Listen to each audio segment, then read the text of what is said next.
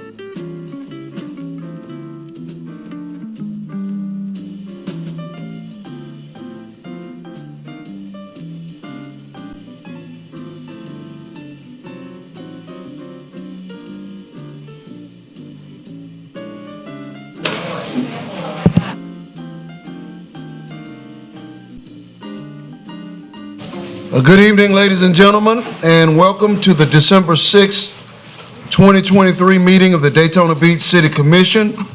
We're happy to have each of you with us tonight. Madam Clerk, may we please have a roll call? Commissioner May. Here. Commissioner Cantu. Here. Commissioner Henry. Present. Commissioner Reed. Here. Commissioner Here. Commissioner Strickland. Here. Mayor Derek L. Henry. Here. We will now have the invocation led by Commissioner Henry, followed by the Pledge of Allegiance led by Commissioner May. Please rise for the invocation, pledge, remove your headgear. Heavenly Father, we thank you for this day. We thank you for this beautiful city, Daytona Beach. We ask and pray that you guide us. We thank you for your covering and keeping us all safe, being able to be here tonight. We ask and pray that you bless each and every person gathered here. We ask and pray, Heavenly Father, that you cover every person that travels tomorrow to Tallahassee to support the Mainland Buccaneers. We ask and pray that you cover every child, keep each player safe. We ask and pray that you give us the victory. In Jesus' name we pray. Go Bucks. Amen. Amen. Pledge allegiance to the flag of the United States of America and to the republic for which it stands, one nation, under God, indivisible, with liberty and justice for all. Okay, we're going to move on to item number 4, which is the approval of the minutes of the November 1st, 2023 City Commission meeting. I have a motion from Commissioner May, second from Commissioner Strickland. Do we have any questions or comments? Hearing none, all those in favor, let it be noted by saying aye. Aye. Those opposed, same sign. Motion carries 7-0. At this time, we will have our agenda. If there are any changes, our city manager will address them. Yes, Honorable Mayor, Commissioners, we're removing item 8R, the Trojan Technologies UV System Parts and Equipment. Bethune Point Water Reclamation Facility Standardization has been moved to the December 20th Commission meeting. Revised item 8V, Bike Week Sponsorship Funds, additional $500 donation to Bikers for Charity, Inc. for the annual toy drive from the Bike Week funds of Mayor Derek L. Henry. Add item 8W, City Manager's Office Coronavirus Local Fiscal Recovery Fund distribution, $450 to Mainland High School for the cheerleaders state championship sponsorship from Commissioner Danette Henry. That concludes the changes. Motion to approve the agenda with the said changes. Second. All right, we have a motion from Commissioner Reed and a second from Commissioner Strickland. No questions, no comments. All in favor, let it be noted by saying aye. Aye. Those who are opposed, same sign. Motion carries 7-0. Okay, we have no presentations tonight, so we're going to move on to item number 7, which is citizen comments. During this time, citizens have the opportunity to address the City Commission on any item on the consent agenda. My first speaker is Holly Beckwith, and on deck is John Nicholson.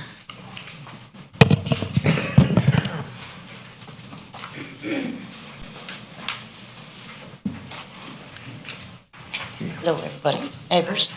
It was 8I. It's something about Mayor Scarlett Gordon's something to do with artwork and going through the city manager, and I think it's a great idea. I wanted to ask for some time, and rather than chase around in phone calls and try to get an answer, I would like to know whatever happened to Mayor Scarlett Gordon's Respect campaign. I would like to add artwork to whatever 8I is. I just have to recreate it, but it is based on respect. Our town doesn't get a lot of it, but I'd like to carry that forward. If I'm going to participate, I'd like to at least get props on that one. That's it for now. Thank you. Okay. Okay, our next speaker is John Nicholson.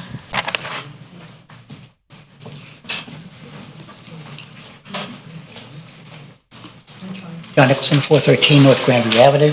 I have a whole slew. So the first one is B. Actually, it's B, D, E, F, H, J, L, and M. B is, whatever happened to the purchase of the riverfront property from the state? I know we wanted to get it free. They wanted to charge us. Where are we in that negotiation? The sooner we get it, the better it is for us. Secondly, on your nuisance abatement board, we've always had a free attorney, in-house attorney. Now we're paying somebody $125 an hour when we have 5, 10, 20 attorneys in-house. Why are we having so many attorneys if we're not going to do any work for the city? Third, E&F, the land for the fire station. We've already purchased one set of land. We're going to buy 3 more parcels. One, I don't know why we need that much land, because every time we take land off the tax rolls, we lose income. Secondly, why are we building for another public meeting space? We've got like 600 of them as it is now. Every 5 feet, we've got another one. We've got 6 in this building alone for public comment, public meeting spaces. So I think we should look more carefully at what we're putting in there, and then go up to the 3rd floor rather than spreading it out. And what is that, an aerial fire suppression or whatever it is? Couldn't make out what that was. Is it a plane? Is it a helicopter? Whatever it is. And then lastly, where exactly is the seawall going on City Island? The library has asked that we raise the seawall because they got flooded twice. So if we can do the entire island so that nothing floods, because we're planning on redoing the rec center. There's no sense in redoing it and having it flood. So let's look at it very carefully. We really should look at the entire island rather than piecemeal. We're going to put $30 million into it. We might as well do the entire island and do what we need to do when we need to do it. Thank you. Just don't say anything. Okay. Those were my 2 final speakers for the consent agenda. Commissioner? I just, for 8E and 8F, I would like to, for no other reason than just to be able to talk about it a little bit more in front of the residents. $1.1 million is quite a bit of money for the consent agenda, for us to just go, yeah, and not talk about it very much in front of the residents. Could we pull that off and talk about it after the fact? Of course. Thank you. Anytime the commissioner wants to pull an item, we pull it. And We'll put it on the regular agenda. put it on the regular agenda items E and F. F for the same reason as E? Well, they're together, kind of. Okay. I'm looking at them. Okay, yep, I got you. Thank you. Any other comments? Okay, all right. Do I have a motion to approve the consent agenda? So moved. Second. We have a motion from Commissioner Reed, second from Commissioner Strickland. Do we have any questions or comments? Consent agenda passes 7-0. Okay. Oh, I'm sorry. How did I count it? Have a motion, we have a second. All those in favor, let it be noted by saying aye. Aye. And those opposed, same sign. Motion carries accurately 7-0. Okay. So we're going to move on to item number 9, which is our public hearings. Let's see. Gotta get to the game. Item 9A is the Growth Management Planning Department Beachside Retreat Plan Development General. This is an ordinance on second reading, quasi-judicial hearing.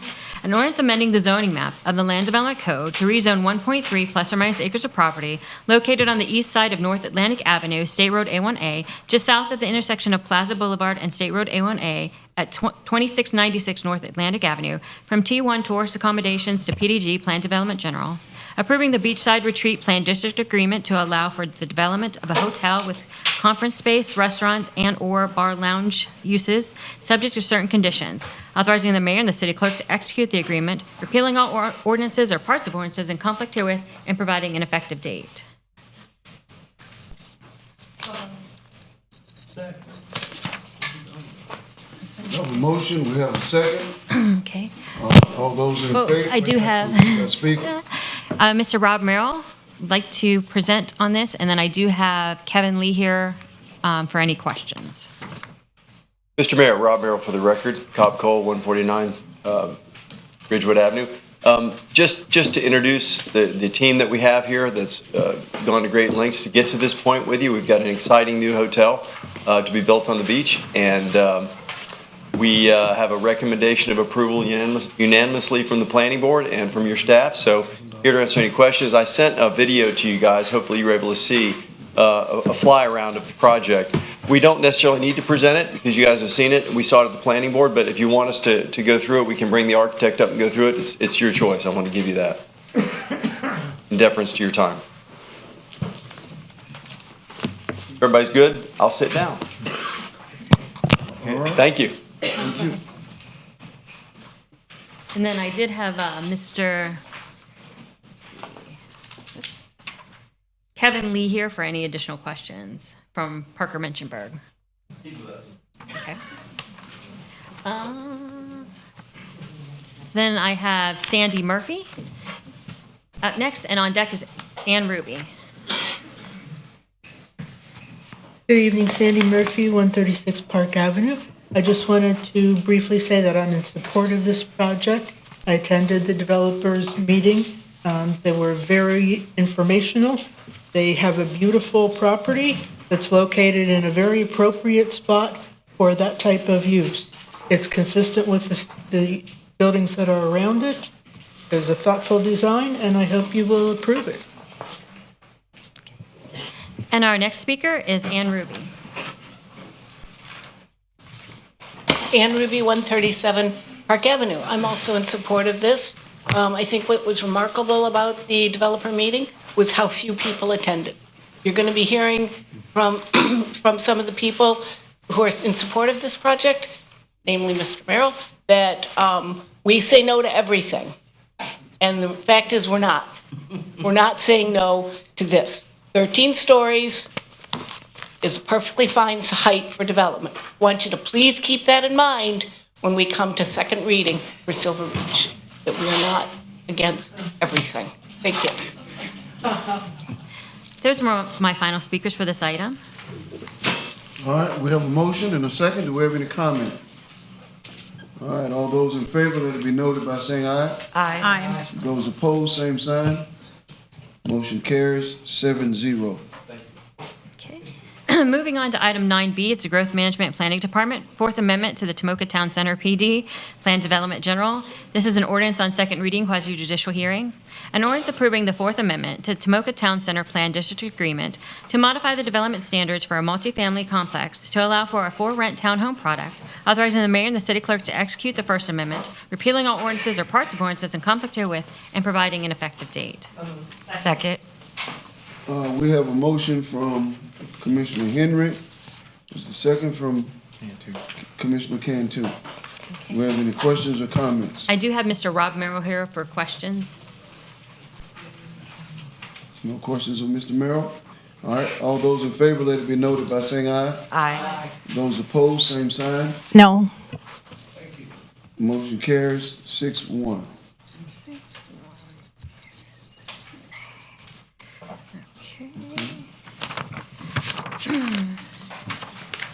Moving on to item 9C. This is an introduction of an ordinance on first reading public hearing. An ordinance amending the Land Development Code, LDC, Table 5.2.A.3, and Section 5.2B to add retail sales and service uses and residential uses as permitted principal uses to the RDM4 Redevelopment Midtown University Transition Zoning District, subject to use-specific standards, amending the LDC Section 4.7.X.3 to add intensity and dimensional standards for duplexes in the RDM4 Zoning District, repealing all ordinances or parts of ordinances in conflict herewith, and providing an effective date. So moved. Second. We have a motion from Commissioner Reed and a second from Commissioner May. Do we have questions or comments? All right, no speakers. All those in favor, let it be noted by saying aye. Aye. Those opposed, same sign. Motion carries 7-0. The second and final public hearing is December 20th. Okay, we're going to move on to item number 10, which is our administrative items. Item number 10A is the Growth Management and Planning Department, Echo Suites Bevel Plan Development General. This is an introduction of an ordinance on first reading.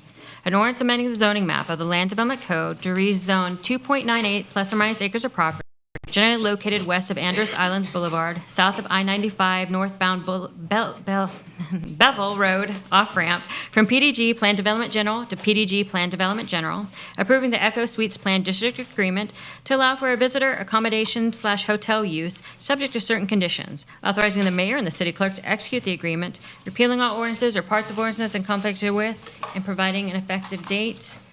And are there any questions or comments from the commission on this item? Yes, I do. Kelly?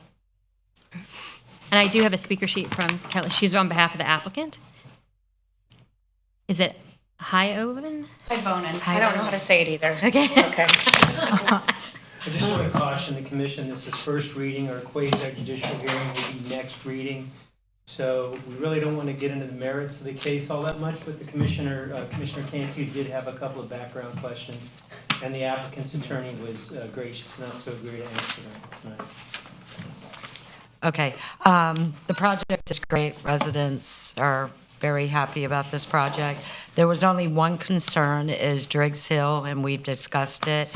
I've had problems for over a year with this street. It's a privately owned by Andrew Isle. And we have cars, and I think everybody has pictures that line up on this street on both sides, which we've addressed it once, and which is a fire lane on one side. And before it comes back for second reading, I just want to see if you guys are addressing this so whoever's going to this motel will be able to access the motel. And the problem that we have now is when they block the roads, they're going west, there's only one way into that convenience store, is turning left on Andrew Isle and then turning right on Driggs Hill to make a right into the Kangaroo. I believe it's a Kangaroo. So if you could address that, I appreciate it. Absolutely. Kelly Hyvonen, Land Development Strategies. I'm the planning consultant for the applicant. We share the same concern. Our development team has been out there. We do not want to see vehicles parked or stored there or people hanging out on Driggs Hill Drive. What we've done is we've done some research and we've reached out to the Property Owner Association. So that property is owned by the owners of the apartment building, and there's an easement across it for the gas station's use at the east side, and then the west portion, which is most of the length of that, will be for the use of lots 4, 5, and 6, which would be the hotel if this gets approved. When you go back into the declarations and covenants, it's for the passage of vehicles and pedestrians only. It's not for parking. We actually really appreciate, I went out there today and saw the red striping and the no parking signs on the one side. We are going to work with the Property Owner Association and the property owner of the apartments to clear all that out. So when we're able to take ownership of lots 4, 5, and 6, we can enforce that as well. So we're going to work with them to start enforcing it as soon as possible. And so we're going to block, are they going to block off the access into Andrew Isle? There's like a walkway where they park right now. So I don't know. That's a good other question. If I can, Okay. I think we're really getting into the details Sure. here, and that needs to be done during the public hearing. Sure. We'll take care of the vehicular access. Correct. And we can talk about the rest. We'll have a better update for you on December 20th. I won't be here, but the rest of the team will be able to answer those questions Sounds as well. great. Thank you. Okay. Thank you. All right. Okay, Any- there- No further questions? All right, all those in favor? We're- Oh, we'll have- Yeah, we don't have to do that for this one. The public hearing is December 20th.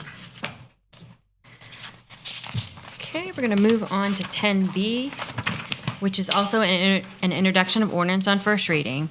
An ordinance amending sections 4.2, 4.3, 4.4, and 4.6 of the City Code of Ordinances to modify definition standards and procedures for the public arts program, repealing all ordinances or parts of ordinances in conflict herewith, and providing an effective date. And are there any questions or comments from the commission on this item? Okay, so the public hearing is December 20th. Moving on to 10C, it's a Growth Management Planning Department Property Maintenance Land Development Code Text Amendment.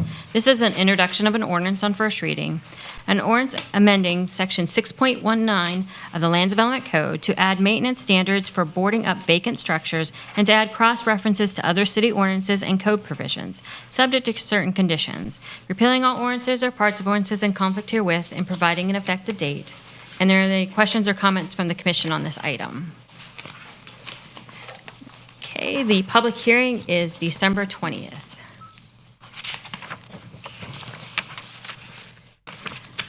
Moving on to item 10D, this is the Growth Management Planning Department Silver Beach Condo Hotel Land Development Redevelopment. This is an introduction of an ordinance on first reading. An ordinance amending the zoning map of the Land Development Code to rezone 2.66 plus or minus acres of property generally located in the southeast corner of Silver Beach Avenue and South Atlantic Avenue at 1201 South Atlantic Avenue from T1 Tourist Accommodations to PDRD, Plan Development Redevelopment, approving the Silver Beach Condo Planned District Agreement to allow development of a 25-story condo hotel with potential for a restaurant or bar lounge uses, subject to certain conditions, authorizing the mayor and the city clerk to execute the agreement, repealing all ordinances or parts of ordinances in conflict herewith, providing an effective date. And are there any questions or comments for the city commission? Mr. Mayor, I have a question. And just before we get to the questions, I had 2 individuals sign up for this item. This is on first reading, so there's no public speaking. Yes, ma'am. I just wanted clarification for myself and the residents. If this stays a T1, what is the maximum height that could be built in a T1 zone, including parking garage?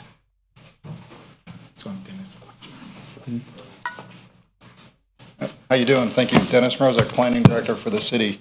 The T1 zoning district actually has a sliding scale for a maximum height based on the site setbacks. So the Land Development Code says you can build a 55-foot tall building with a 15-foot side setback. The higher you go with the building, the more setback is required. So they can actually keep going. They could have a very narrow building if they keep going taller. The height would probably be limited by the FAA because it's in a flight path. So there's only so high that it can go, but that's what you have is that kind of sliding scale. So do we know exactly what the maximum height could be if it remains a T1? Depends on the setback. The more the setback, the higher. According to our land development code, what would it be? We don't know. There is no set number that says that's the maximum. Just so, for example, if you have a 200-foot wide property north to south, and you have a 100-foot wide building, the setback for that's going to be different than if you have a 30-foot wide building. Well, we know the size of the property, correct? So we just don't know what the maximum height would be if it remained a T1. Well, are you asking if they kept the configuration of the building as it's proposed in the application? No, if it's a T1 zone, right, what are they allowed to build? Because they're asking, I guess, for plan development. So I just want to, for myself and the residents, what would the height be if it remained T1 Well, I'll tell without you a that plan development? If, with the height that they are requesting, the Land Development Code would require a setback of 87.5 feet. What they're requesting is a setback of 60 feet. So if they had a setback of 87.5 feet, they could build the height that the building is being proposed. The request is to reduce that setback from the 87.5 feet to 60 feet for the height of the building that they're requesting. Mr. Mrozek, I was wondering if I can get the memo that you recently wrote that shows some examples up on the. You probably could. I'd have to get it to you. I have. You have it? Okay. Yeah, if you give me just a minute. Sure.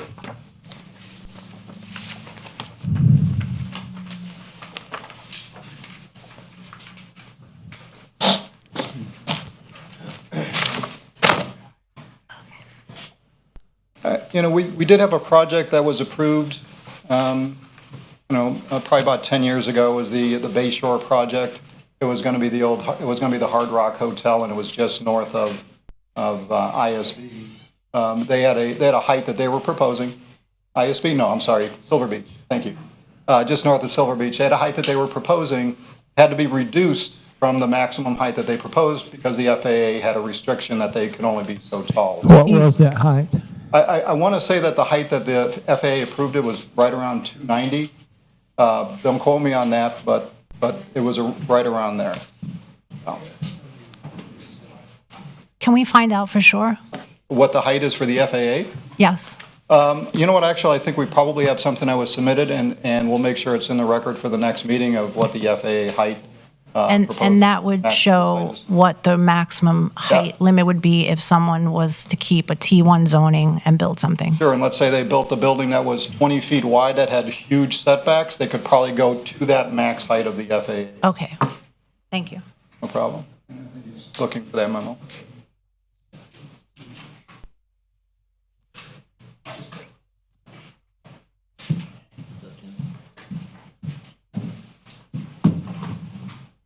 So they're pulling that document up, and that document isn't specific to this project, which in a way is a good thing, because again, we Yeah. want to talk about the specifics of this project Sure.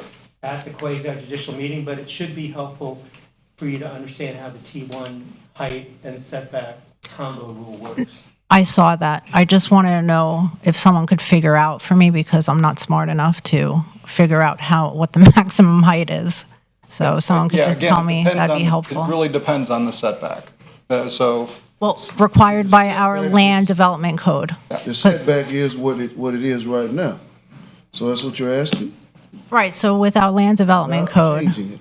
without changing anything, what would be the maximum height they could build the with land T1? development code doesn't list a maximum height in the T1 zoning district for this use. Let's walk through the memo when Sure. IT is able to get it up, and maybe that'll help address the commissioner's question. I think this is a good question, and I think it's reasonable that we should know this, because I know that people have wanted to know the answer to this question for quite a while. I've heard it come up over and over, and we should know the answer by now. Thank you, Mayor. And I apologize, I would have had this queued up, ready to go, but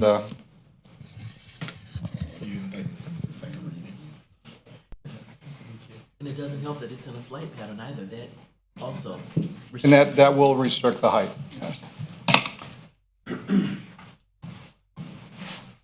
And there are other zoning districts in the city that don't have a maximum height limit for a building.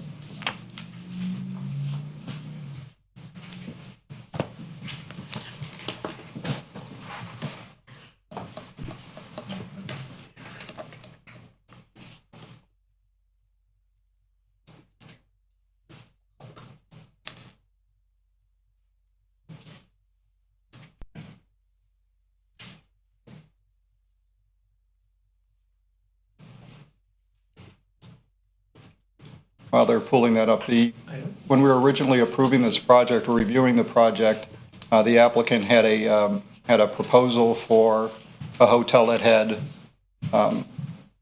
smaller setbacks, side setbacks. They've come back and they've revised it. I think I don't remember what the original was, but they came back and they revised it to 60 feet side setbacks. It may have been 20, 25 feet that they were requesting previously.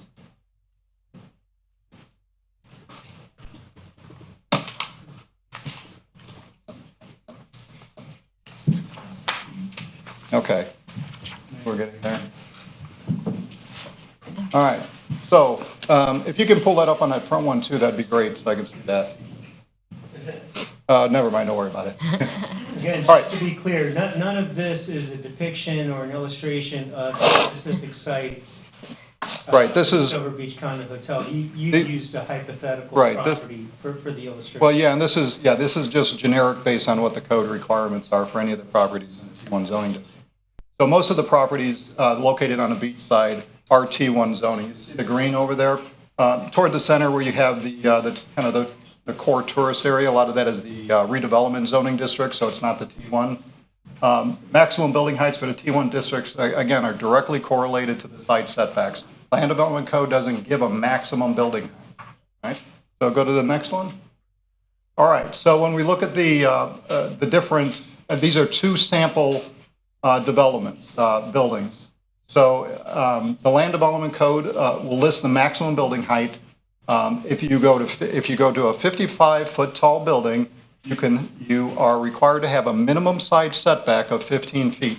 So if you take a look at that first blue building there, you'll see a 55-foot tall building, and then you see the 15-foot side setbacks. That's from the building to the property line. That's what your side setback is. The next one right next to it is a sample if somebody were to do a 100-foot tall building.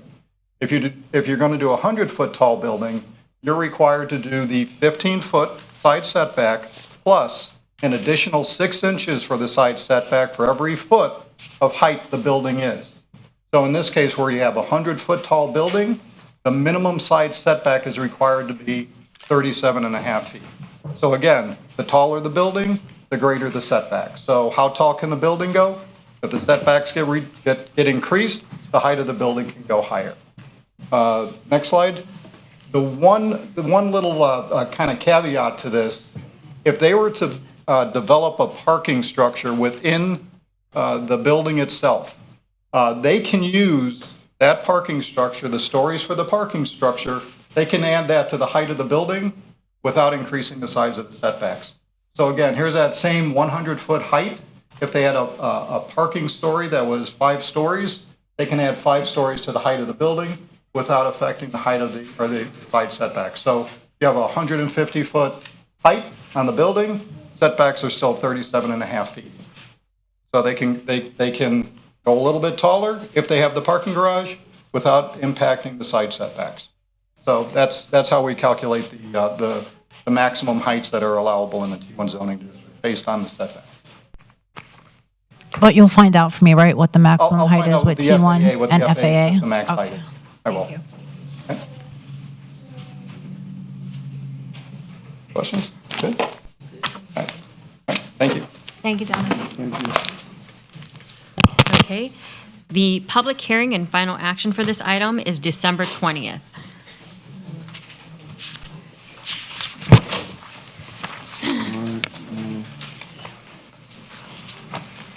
Okay, we're going to move on to item 10E. It's a Growth Management Planning Department, Transportation Planning, Continuing Professional Services Resolution. A resolution authorizing the mayor and the city clerk to execute continuing professional services contracts for transportation planning services with Van S. Hangen Bruslin, Inc., Lassiter Transportation Group, and Kittleson and Associates for a 3-year term with options to renew for 2 one-year terms in accordance with the Consultants Competitive Negotiation Act and Chapter 30 of the City Code, authorizing the city manager to execute contract renewal options and providing an effective date. So moved. We have a motion, we have a second. And I have no speakers for this item, Mr. Mayor. Do we have any questions or comments? No questions, no comments. All those in favor, let it be noted by saying aye. Aye. Those opposed, same sign. Motion carries 7-0. Okay, we're going to move on to item 10F, which is the Growth Management and Planning Department Raising Cane's Proportionate Fair Share Agreement Resolution. A resolution approving the Raising Cane's Proportionate Share Agreement between the City Casada LLC and the County of Volusia, providing for the developer to pay a proportionate share contribution to Volusia County in relation to the development of a quick service restaurant located at 2451 West International Speedway Boulevard, authorizing the mayor and the city clerk to execute the agreement and providing an effective date. So moved. All right, we have a motion from Commissioner Cantu and a second from Commissioner Reed. And I have no speakers for this item, Mr. Mayor. Okay, all those in favor, let it be noted by saying aye. Aye. Those opposed, same sign. Motion carries 7-0. Okay, so we're going to jump back to the 2 consent agenda items that were pulled for discussion. Item 8E is City Manager's Office Commercial Contract for Land Purchase, 414 and 418 South Ridgewood Avenue. Resolution. A resolution approving a contract with Daytona 418 Management and Investment LLC, providing for the city's purchase of approximately 1 acre of land located at 414 and 418 South Ridgewood Avenue for a purchase price of $1,100,000 plus closing costs and fees in the estimated amount of $100,000. Authorizing the city manager to execute documents and take such actions as may be necessary to implement the contract and accept title to the property, and further authorizing the city manager to terminate the contract if in the best interest of the city, and providing an effective date. All right, Commissioner? I just wanted it to be pulled out in case we had residents that wanted to comment on that. Obviously, we don't, but $1.1 million is a lot of money to just, in my opinion, to just have on the consent agenda. In the future, I don't know how we'd go about it. Mr. Manager could tell us how we could limit the amount of money that we're going to spend on the consent agenda, because $1.1 million seems like a whole lot of money to me just to go, yeah, we'll do it without any comments and stuff. Maybe a $500,000 limit or something like that. The citizens have an opportunity to comment on consent agenda. Well, they do, but it's awful quick. You know that. It's awful quick. And I don't know about you guys, but I'll hear about this from somebody before next meeting. Why did y'all do that? What was that all about? I agree with us spending that money on that property for a fire station. I just think it needs to have been talked about more rather than just throwing it in with Well, our this has usual been a stuff. long-standing issue for some residents, and I've always believed it's reasonable to say we don't want to do that, but you can create a policy that says that, I don't know if I want to do that either, but, it's a lot of money. So citizens, Yeah. we want to make sure that they feel comfortable to be able to speak on an item. Right. When it's Because even John didn't say anything about it. Well, John's saying something saying now. something else. Now he's going to say something. So my one speaker is John Nicholson. John Nicholson, 413 North Granview Avenue. Surprise, surprise. I don't see 1.6.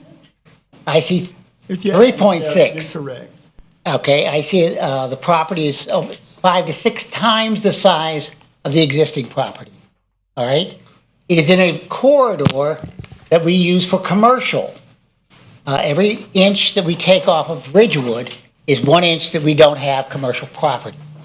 I had this argument with Charles Cherry 20 years ago with the churches in Midtown. Every church prevents a commercial property. Every time we have a public property, it dilutes the amount of funds. We have a great deal of public property along the river, all right? Realize, of course, that waterfront property is expensive. I understand that we have a commissioner here who would like to have HUD housing on the beachfront, facing the ocean. It's a very waste of public property to put HUD housing on the ocean. It is a waste of having HUD housing on the riverfront. It is a waste to have 90% of our riverfront public property. Because at the north end, we have a very small section that was going to be a condo. Then we have a park underneath the Seabreeze Bridge. We have 2 blocks or so north of Main Street. Then we have riverfront for 5, 6, 8, 10 blocks. Then we have the Marina for another 10 blocks. Then we have a very small area. So what would have been our most lucrative properties downtown are public properties, all right? So it's not in our best interest to take valuable property off the tax roll for public purposes if we can do otherwise. Now, I don't know whether we could use the property behind this and sell the property facing Ridgewood, but it's a great deal of property and we have to use it wisely. It is $3 million and virtually 5 properties, not just one property, 5 properties at $3.6 million. So look at it carefully. I don't oppose putting it on Ridgewood, sort of, but I don't want it to take a massive section of Ridgewood off the tax rolls. Thank you. Okay. I have a question. Is this fire station replacing Fire Station 1? Yes. Which is on Beach Street? So then we Yes. have beachfront property that we can then utilize and replace with this Ridgewood. Okay. I just want to make sure I knew what I was talking about. Good evening, Drew Driscoll, Deputy City Manager and Fire Chief. Before you this evening are the purchase of 3 separate parcels for the future proposed fire station. As a piece of critical infrastructure of the city that we depend upon during emergency situations, the riverfront is not a tenable location for us any longer. It's a 98-year-old building, 8,000 square feet that we've long since grown out of. The Ridgewood location, because we need to be strategically located on main thoroughfares and not back roads, the Ridgewood location offers us the height out of the flood zone. It offers us a major corridor that, as we saw during recent storm events, remained dry and accessible for us to do our job. During the last storm events, we had to evacuate Station 1, which severely hampered our operations. So it is a cost, and I agree. It is, I'll say it's more than market rate. The idea of this purchase was to allow for adequate stormwater storage within our property and not contribute to any issues that may be going on in the area. I think it's a responsible action of the city to take care of our own and make sure that we have enough room for 20 years worth of growth in a 75-year building. We've demonstrated that we know how to maintain our facilities and fire department. And so I think this will help write the next chapter for Daytona Beach for years to come. What I also like about this is that it connects Midtown with downtown. So I think that's, and it's right there at Seagrave. I think that's to our advantage. It's a great opportunity to begin the beautification process of Ridgewood as that downtown, midtown merge together. Indeed. That's a good point. Would you be adding extra lighting to the back of that along Seagrave? Because the Seagrave area is really dark back there. So would this improve the lighting back there as well? For that section of roadway between Live Oak and Loomis, yes. Yeah, okay. Thank you, Drew. Thank you. All right, thank you. Okay, Mr. Mayor, Oh, yeah, do you yeah, come want to on. let Mr. Frederick Brown come let up him and speak talk. on 8E? Yep.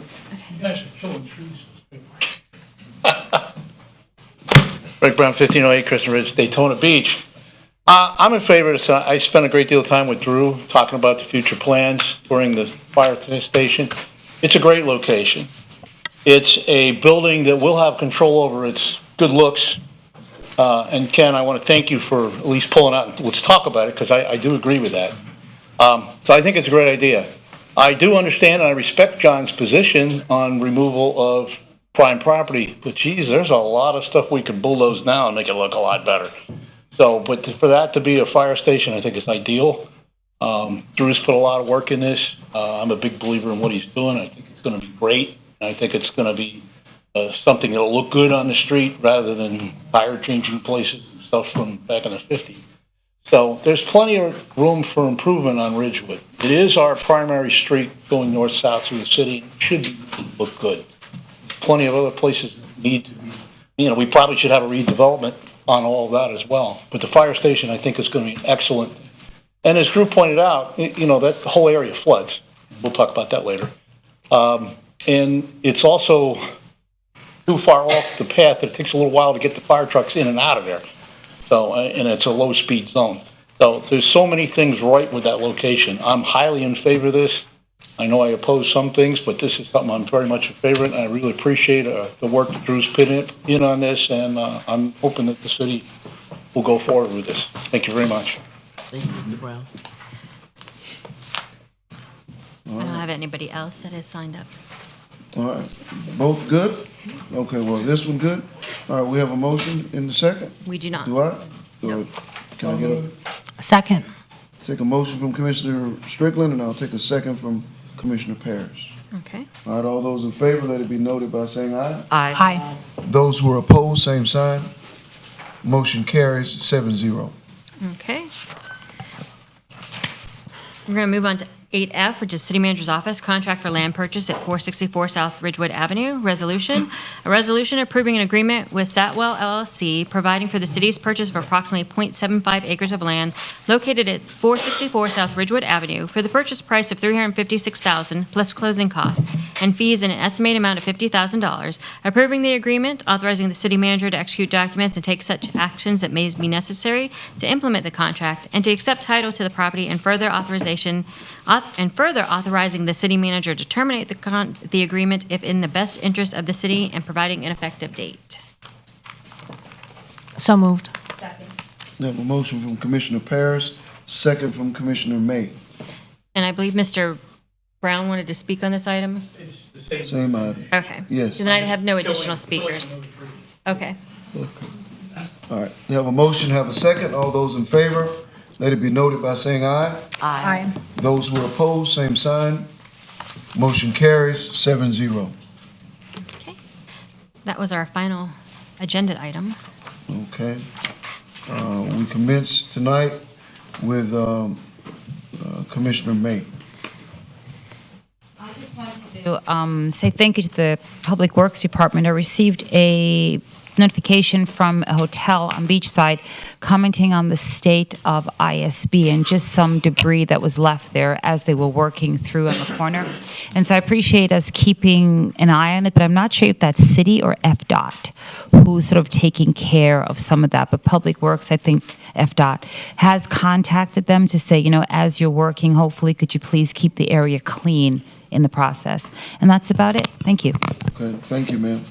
Commissioner Cantu? Yeah, I just have one thing. As you know, I went to Tallahassee regarding Senate Bill 102, the Live Local Act. Since then, the manager has been in some meetings with Senator Wright and some of the other city managers and other cities in Volusia County that have the same concerns as some of us do regarding the Senate Bill 102 with PDs. And actually, I just received the email probably about an hour ago. I'm not sure if I'm going to make it to Tallahassee on Monday. They're having a meeting about doing a revision on this bill. But in the meantime, we were told in the meeting by Cody, and you received a copy as well, that, Orange County did a resolution concerning PDs, and we can do the same thing, which I would like to add golf courses to that resolution as well. And because the revision that will be done probably wouldn't happen to the beginning of the year, and then the governor wouldn't sign it to July.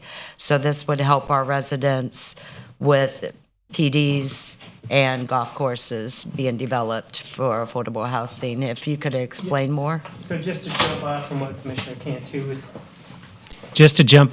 Commissioner Cantu was saying, Orange County adopted standard operating procedures to implement the Live Local Act. And they include a lot of things that we should probably do anyway, such as, for example, specify what the required documentation is that you're going to maintain your multifamily development as affordable housing for the 30 years that allows you to take advantage of the statutory provisions. There's a lot of things about applications and that kind of thing.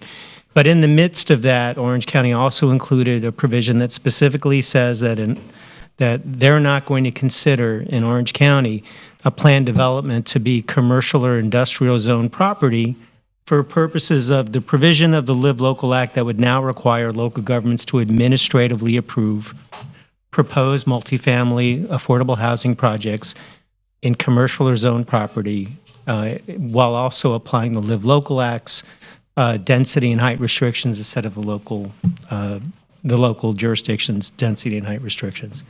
So Orange County's taking that position. It doesn't mean that that would be free from doubt. It could be litigated, but it is a position that we could take, for example, with regard to both planned developments and golf courses. And if the consensus of the commission is that we bring forward a policy that includes those two provisions, I'd be happy to prepare that. Does anyone object? I don't object, but can we get a copy of everything that's being transpired? So, because I'm better when I read things, if that's possible. And I just want to thank you too for taking the lead on this, because I know you're representing us as a city. So I just want to be able to understand what you're advocating for. So I will send it to Letitia to send out to everyone. So just keep in mind that when you look at the Orange County SOP, there's a lot of things that are local to Orange County. There's a table of zoning districts, for example, that those are Orange County zoning districts. We would have to do something similar with the assistance of our planning department to put together that kind of information. And I do also have something that Carmen, the manager from DeBerry, has put together as well that I can send you. You can read. He actually had to redo it because some of the tax exempt that he was talking about is not actually correct, but I can send you that as well. You can- Ben, how does it work? Because I know with our sunshine laws, so in a situation like this, because Commissioner Cantu received an email, so I'm sure that like a response is going to be needed, someone's going to have to go.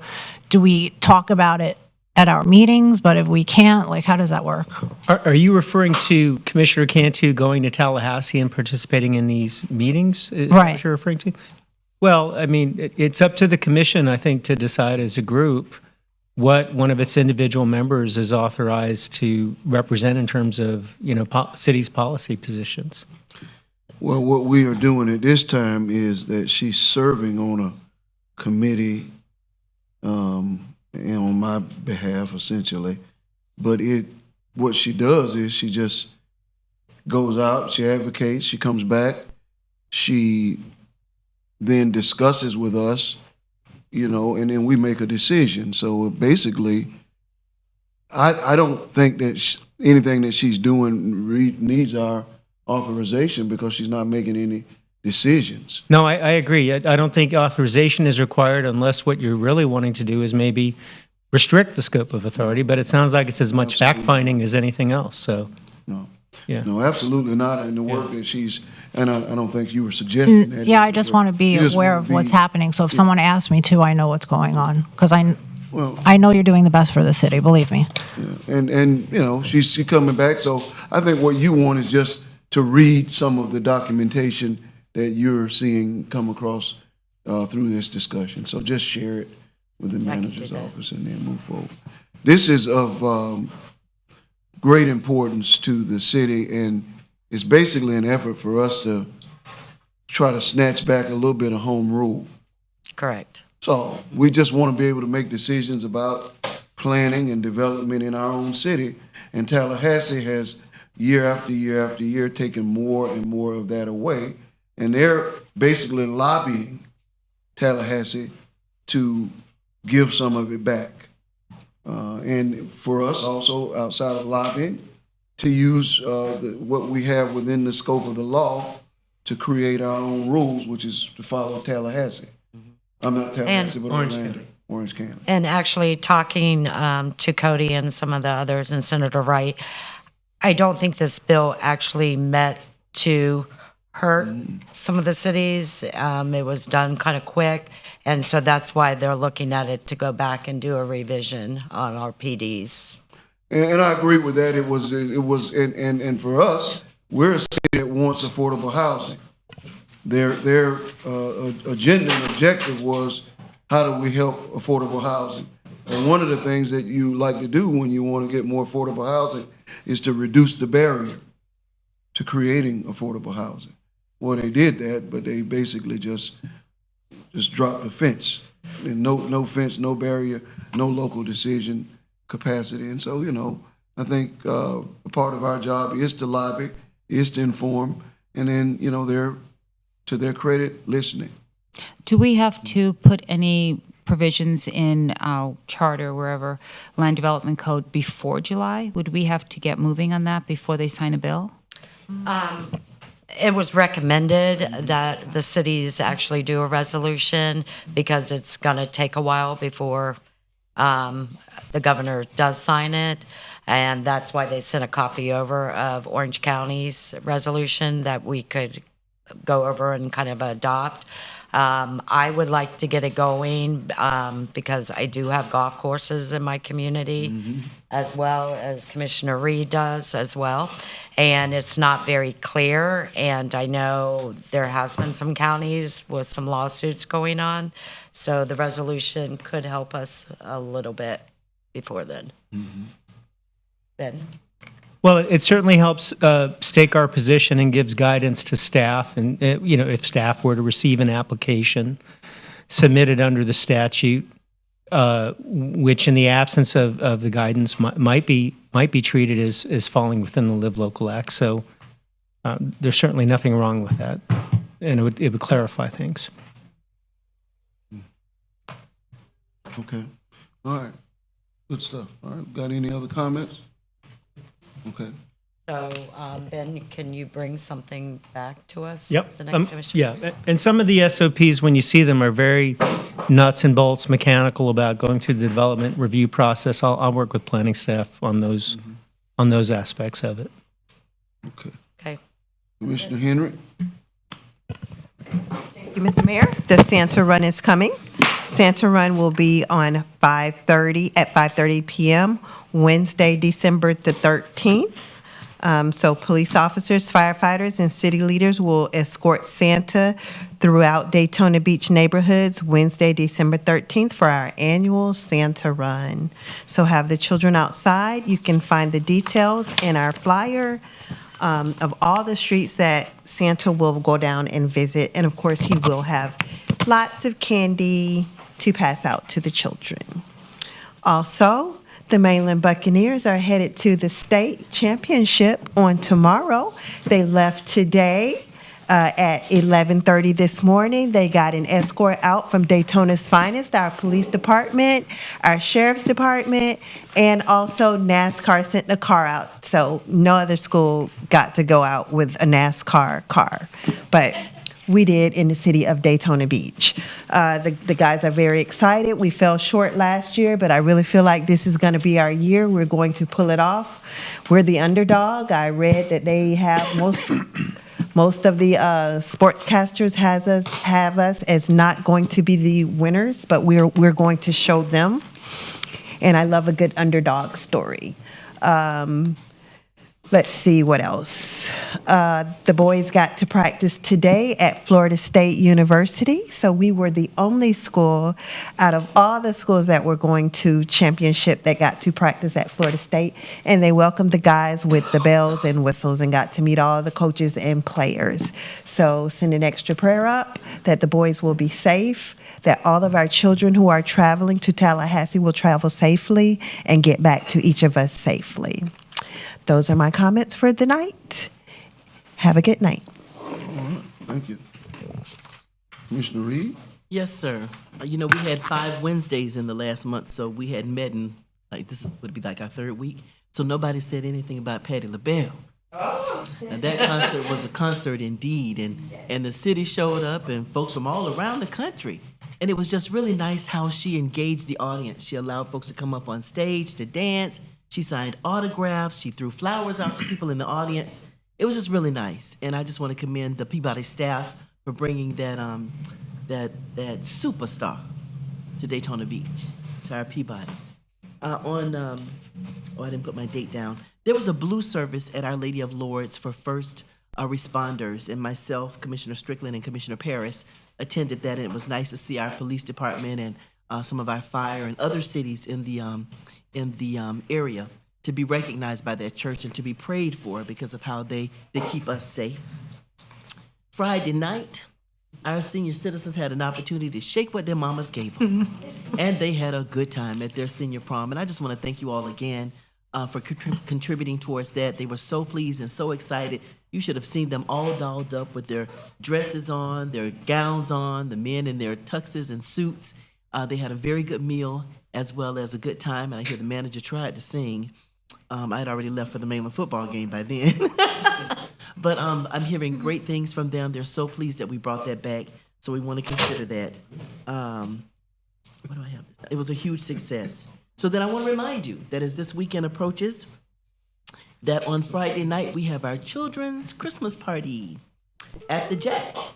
And from the ages of 3 to 12, from 6 to 9, at the Jackie Robinson Ballpark, we will be making sure that our children recognize that their city cares about them.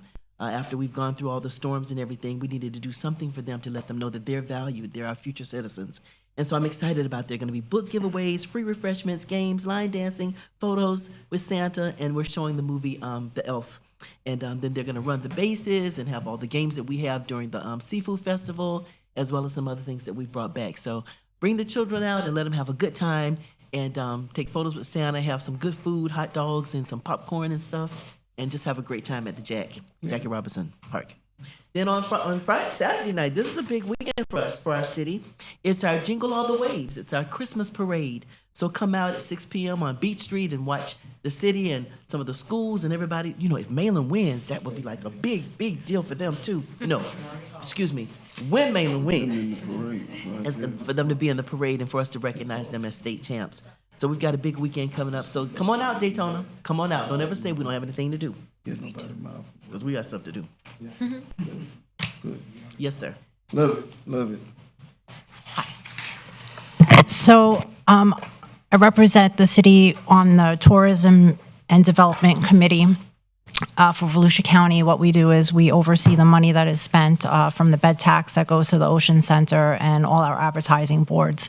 So at our last meeting, which they have quarterly, they had a consultant come in and, you know, provide us with different options that Ocean Center, things that we could do to drum up more business to bring to Volusia County.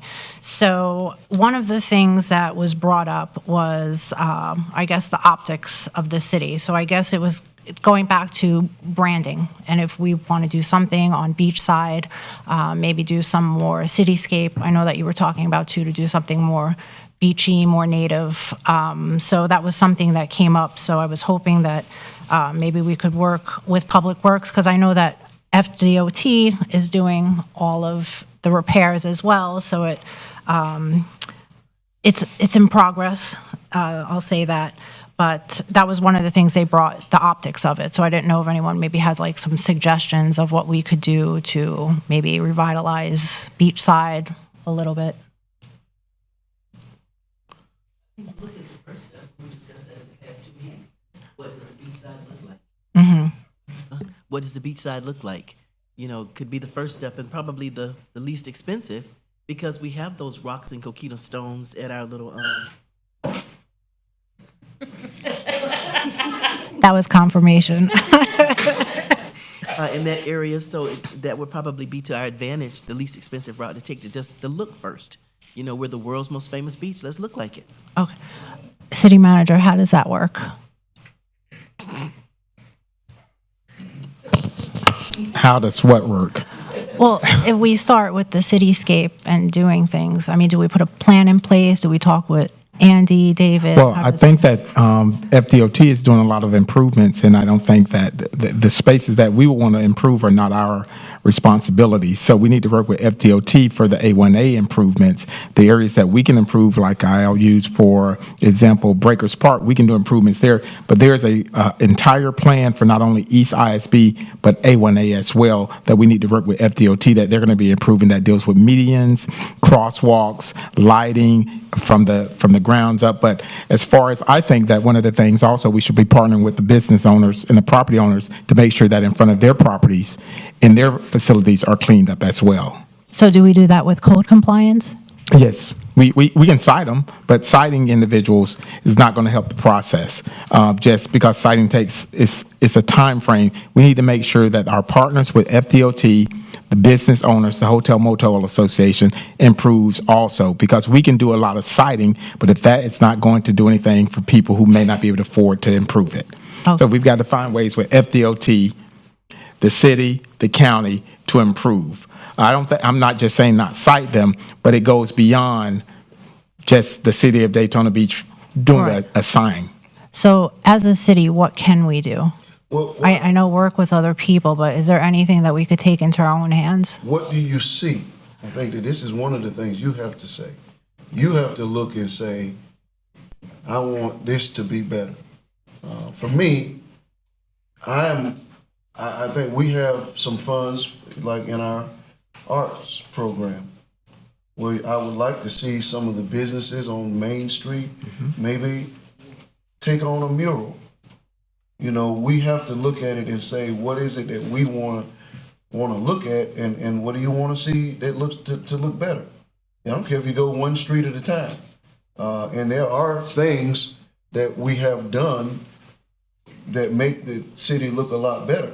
And that PowerPoint that I never showed, that Commissioner Henry didn't want me to take an hour to go over, it shows what we've done. The coquina on at the plaza for one. It's remarkably different. Looks like a different place because they cleaned it. So, there's a lot that has been done, but I think you have to be specific as a commissioner about what you want to see. And come back and then let's talk about it. Like a beautification plan that involves. So I would come up with a beautification plan? I could do that. No, you don't have to convince me to do a PowerPoint. I'm telling you to come back and say specifically, this is what I saw, what are ways that we can make this look better? Perfect. So, for example, when I think about it, this applies, I think, to both of our areas, and then Commissioner Strickland also. If you're going down A1A, let's say heading north, if you look at maybe the 3 feet from the curb, the grass is dead. Is that the responsibility of the city? Is that the responsibility of the business directly in front of it?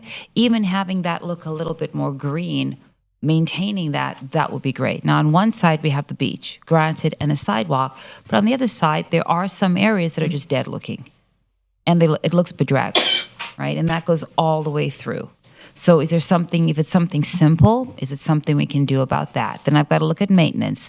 What does that look like over time? Then we're looking at, and I've had these arguments with myself, then we're looking at the type of grass, the ocean, the salt, and wear and tear. What does that leave? Maybe it leaves some suggestions from Miss Jenny, and we make it more of a naturalistic look that can endure the weather. Who knows? Maybe it's something like that, to give it that ocean kind of natural Florida feel. Just a thought. I see David popped out. Do you have any suggestions, David? I do have a question for you, David. I'm trying to find out, I actually, when you spoke about this, the last commission meeting, when I was driving down A1A, I did notice something, and I don't know if it's the city's responsibility or DOT, because I know if we've done some painting, usually it's our responsibility afterwards. But when you're going down A1A, on the intersections like Main Street and all the main roads, there's some like colorful paint, I don't know, some kind of design on each road in the A1A. Do you know what I'm talking about? Who's responsible for that painting? Because it does look pretty bad, like it needs to be freshened up. David Waller, Public Works Director. The murals that are in the intersection are pavers, and they were part of a streetscape that we did 20-some years ago, and they do belong to the city.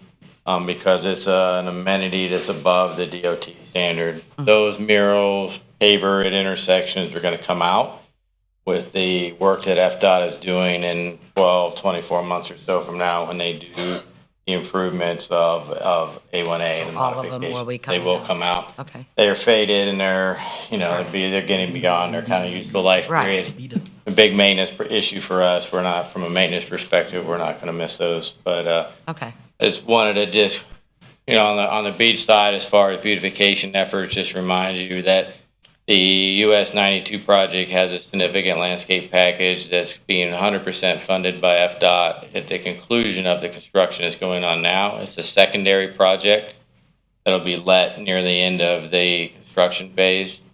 The city will maintain it as we did the area prior to construction. But it is a pretty significant package, way beyond what FDOT typically would do, and certainly unusual that they're funding 100% of the construction, because that's usually not what happens with FDOT and their roadway projects.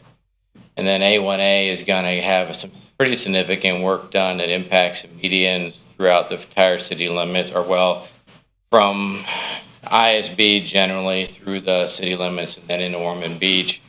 It comes in the budget year beyond when 92 gets finished, and we are working with FDOT now on landscaping a package that will go with that. We are working with them to increase their funding participation. They initially kicked off with about a $500,000 commitment. That ain't gonna get you anything. So we've got them up around $1 million right now. We're working through the design process with that, and as that moves forward, it is a potential that the city may need to come back and participate to fully implement that. It could be done in phases, but we are working with them to continue to dedicate funds to the implementation of that. And we are getting and we've talked in the past through the commission of work on like Maine and Seabreeze being city responsible streetscapes. One is owned by FDOT, one is owned by the county, but we are responsible for the pavers and the decorative lighting. And both of those are ones that are in our outlook for looking at improvements, enhancements to just bring back and refresh those streetscapes that are relatively old, similar to beach. And once they get to 20 or so years old, the area gets worn.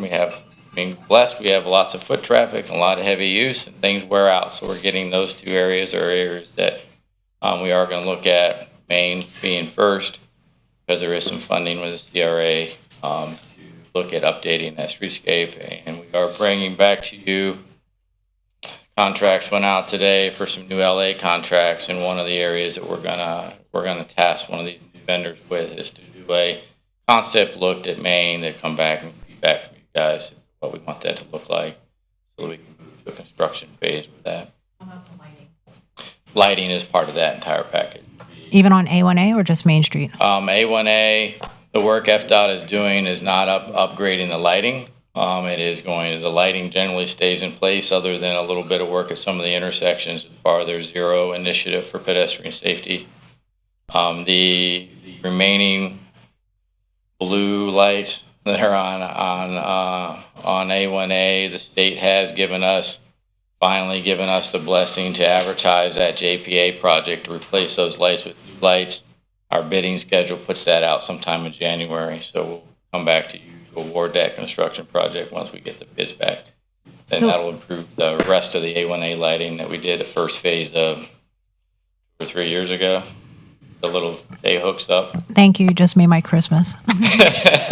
Would it be possible to get just a tentative idea, a schedule, no firm dates, just, hey, we're doing this in 2024, 2025, 2026, throw in there the completion of ISB and then what the surrounding projects would be? Tell you what I see. We can give you a little breakdown, yes, Sure. ma'am. That would be And great to most give of them residents. are because the city's main thoroughfares are primarily owned by the state. We don't control a lot of them, but we can do these MOAs, which we've done on all of our state roads. Mm-hmm. Gives us the maintenance responsibility because we want that higher level of maintenance. Somebody mentioned strip between the road and the sidewalk. Yeah. That's part of the state right of way. We do provide some maintenance to that to ensure that it meets the minimum state standards, grass and sand and whatnot stays out of the roadway. Any sort of significant improvement would be our responsibility for the adjacent property owner. I think, a big hurdle that we need to see as a community is adjacent property owners taking a little bit more ownership and pride in their community and doing their parcel as well as that little bit of frontage. It's really a difficult and kind of almost unrealistic for the city to take on these skinny little strips for miles and miles and miles. It really is, should fall to the property owner. Are they aware of that it's their responsibility? Yeah.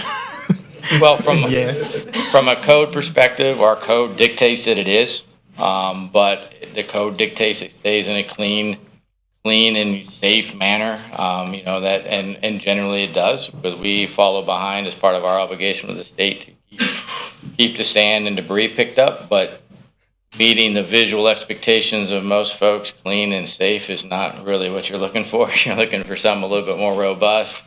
And in many parts of East Volusia County, the community partners, your adjacent property owners, they do that. And I can, if you go either direction on A1A, I can assure you that Ormond Beach and the shores are not maintaining that little strip the adjacent property owners are. All right. And David, if I'm correct, FDOT does provide updates on their projects on their website. So if your staff could get those links. Yep. And we can forward them to all the commissioners and attach them to our website. Get you the links, but yeah, anybody looks at flroads.com, phenomenal website. You can zoom down in your region and pick up any project, and you can look at their meeting minutes and you can look at the plans. It's all there, but we'll get specific links for our city, within our city. I can send it to Letitia as well to put out. Yeah, it's a great website. If you're driving through anywhere in the state and you see a project, you want to know what's going on, flroads.com. It's a great site. I just want to share something, and I know this is going to cost some money, but I had an opportunity to speak last week at Habitat Sarasota, And I took a picture of this, but what I found was interesting. I know we'd like for US 1 to look the way it looks down the street, all the way down the street, like no lines going across the street. That was my next point.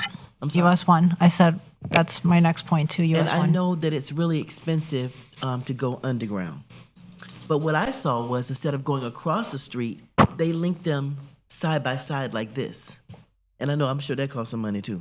But it may not cost as much, or at some point, if we could do that, it just took away from that look of lines across the street. So the poles were parallel and they went to each other instead of across the street.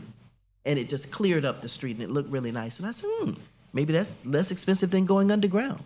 They linked it, side by side. I don't know what that looks like. Yeah, you got pictures. Yeah, please do. Well, my next thing was with US 1. So South Daytona just put a new tower. I don't know if you guys noticed, but when you drive down US 1, you have Port Orange, South Daytona. I think it would be nice once they get into Daytona on US 1, maybe we have like some sort of signage. And I believe at the end is Zone 5. Is it? At the end of US 1? No, Who? Zone 5. So I mean, that's, is it Zone 2? That's Ken Strickland. Ken Strickland? 2. So maybe we could do something. Zones I call them. And we have that on A1A. And All if right. you go down A1A, it tells you when the cities, the little flag says, now it's Daytona Beach Shores. Yeah. You're in Daytona, little flags are on the light poles. Is that what you're talking about? Yes, and going back to my branding, I don't know if anyone was able to look at the link for branding, the study. I did. What do you think? Can we do something, or do I have to plan it out too? Which I don't mind, I will. Well, I looked at it and I didn't come away with a specific thought of my own, but I do believe that branding is important. And, I think, we did some significant, I believe even our wayfinding signs that we did a few years ago. Yes. Is a way of enhancing your brand. Public signage is important so people know where they are. It also gives a feeling of safety when you have good directions. So. And I saw the new Wayfind signs that went up. They look good. And the senior prom. I've never seen so many happy people, and I hope I look that great at 90. Great. So thank you very much. Yeah, I agree with that, yes. Oh, one last thing. Attorney Ben Gross, happy Sweet 16. It's his birthday. Happy birthday. Thank you, yes. Happy birthday to you. Happy birthday to you. Happy birthday. Happy birthday. Thank you. Commissioner Strickland? Everybody else sure they're through? You still need money for kids? $3,000. Say 3,000? Yes, sir. COVID money. All right. I'm sorry, that's for the, Or Band for. kids for the going to state. the Man mainland can tell bus? you about it. Okay. $3,000, he'll tell you how to do it. Okay. Isn't that right? What? Yeah. I said $3,000. You got the specifics on how it goes. We know how to do it. I All got right. a bunch of checks in there on my desk. Oh, good, Across the good. community. We'll get those too. The shelter, the board meeting we were at the other day, they're doing a match right now, I think. I want to give $5,000 to the shelter and get it matched. That'll be 10. Okay. Okay? And as far as how, what's that look, ma'am? Did you say you were giving $5,000? ARPA funds to the ARPA shelter, funds to the $5,000. Okay. Yeah, and it's supposed to get matched. Yes. So, One of the requirements, if it doesn't get a match, you want us to take the money back or what? It has a match already. The person has already agreed to match up to $5,000. Thank you. Commissioner Strickland is making sure that we get the match. right. And Well, wait a minute. It's already matched. Yeah, no. Yeah, because Shelter needs money. Go ahead and give it. it needs money, but we need to stop giving city money to the shelter without it being designated. I'll talk about this, so I have to take your time. Okay, we have to I'm not remember- through yet. I know, but you brought this up. Oh, we're gonna talk about it now. So then That's fine. I That's fine. need to, but I'll let you go ahead and then I'll talk about it during my time. Go ahead. Okay. You were talking, Ms. Paris, about the way A1A looks. I agree with you. Need a lot of help over there. No doubt about it. My one little pet thing that just gets under my skin is finally, after numerous years, we got the rust knocked off and some paint put on the rebar on the north side of the Proto Group's project there. They put white paint on there. The rust has already started coming through. I hope we don't wait as long as we did before to have them do something about that, because it's coming, just a matter of time. It was nice and white there for a week or two, but now it's getting very rusty looking, very tan, if you will. And I'll see y'all in 2 weeks right here. All right, yes, sir, thank you. Now, I would like to talk about the shelter. First of all, we are engaged in a campaign. The mayor's gala will be on February 3rd. And I would like for all of you to attend, and I would like for the city manager to purchase 2 tables for you all to attend with your spouses. Yes. But most importantly, I would like for us not to give large donations such as the one given by Commissioner Strickland unless it is given with this express purpose of the money going to a foundation to support the shelter into perpetuity.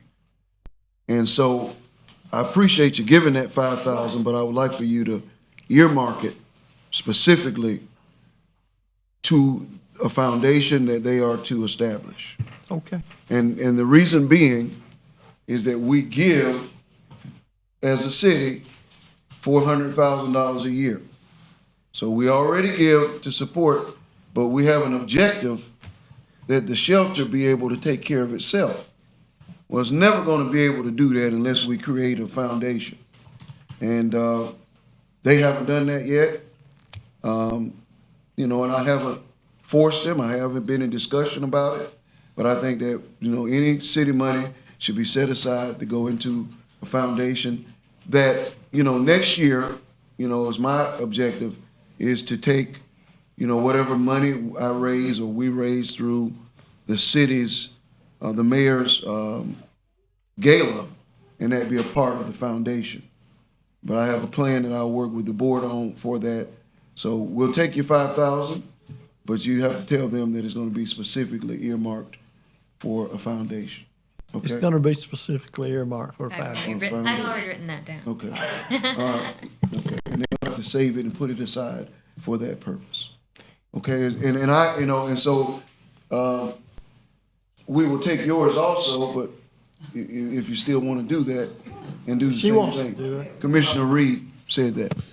But this foundation, I think, is important, and I hope we all understand why it's significant because, and I realize it's hard to start a foundation.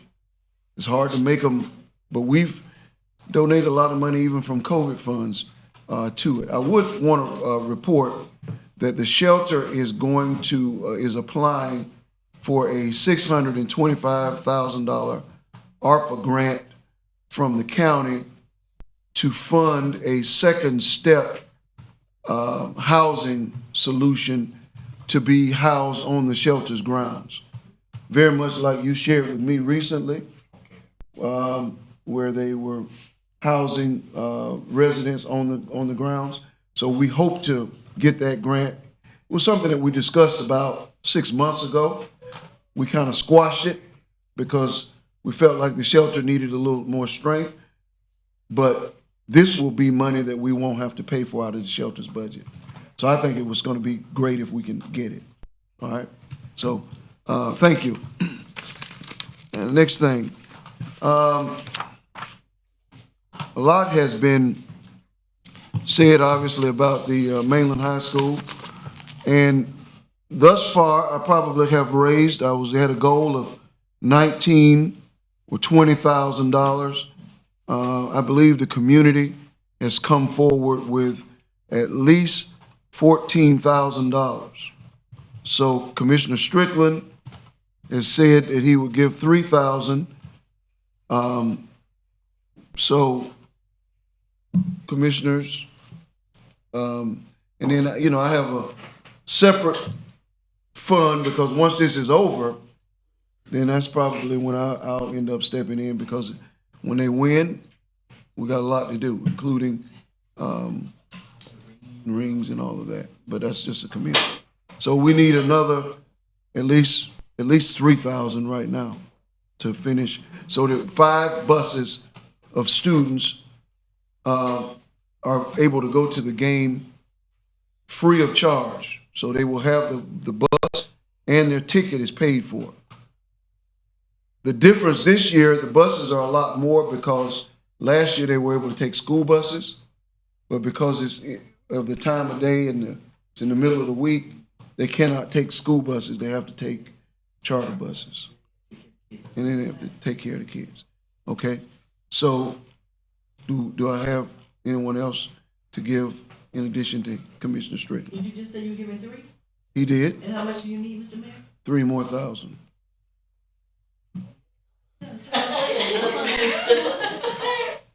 You always quiet on it. Well, okay, one more thousand. Won't hurt you. Okay. Okay. Well, we don't have an adult bus, my friend. Well, there is, but there's a separate adult bus that's separate from this. We're not paying for an adult bus. We're paying for the children. So, commissioner of the zone. Yes. Well, you just got 6,000. No, that was for something separate. Oh. I got $4,000, Commissioner Reed. That's what I have. I need $2,000.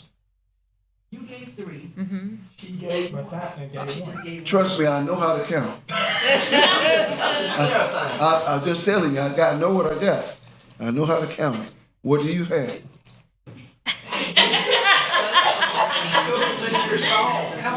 I know where it is. I've been going She's to been going to every Friday game. night. She is a buck. She's a buck crab. She's a buck crab. I'm a butt crab. She's a buck crab. Okay.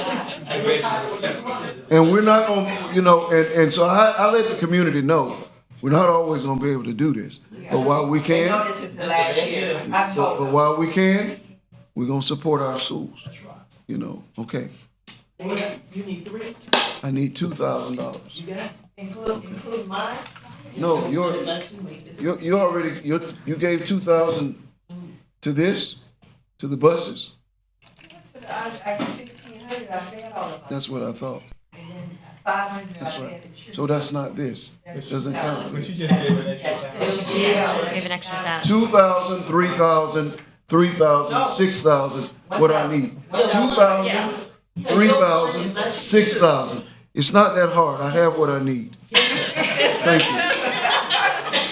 Okay, and we will add those to the next agenda just for the Just for the record. resolution record. Yes, we know. Okay. You have those. 6, 4, and I have 2 others. Okay. There are 10 buses total. 10 buses total. And I want you to know that 10 buses total that the school didn't pay for. Okay? That the city has supported and this community has supported. Okay? When you go to a game, you're not just going as because you're going, you remember it the rest of your life. That's the only way that I can tell you, as one who participated as a coach and as a kid, as a player in these championship games. You don't ever forget it. It's a highlight of your high school experience. Okay. I would also like to donate from ARPA funds $1,000 to Campbell Middle School for the purpose of students to go to Washington, D.C. for a Washington, D.C. Field trip, field study. STEM. Okay, from ARPA funds. All right. Okay. Do we have any other questions from me? Make sure I didn't forget anything. I want to say, I did want to share this.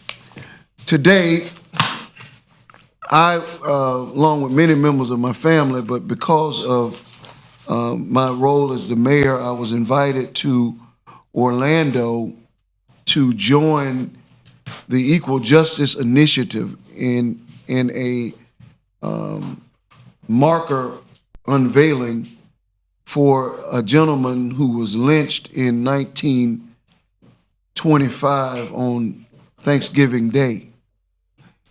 And I was one of the speakers. And but the reason that I was chosen was because the gentleman's name was Arthur Henry, and he was the first cousin to my grandfather. And we, as a family, did not know this. They reached out to us, researched our family. We, in fact, it's verifiable, but we didn't know it because my grandfather didn't tell us. And we know that he knew because they were close and they were from the same city, Columbia County, Lake City, Florida, and they grew up together. But he didn't tell us that this happened.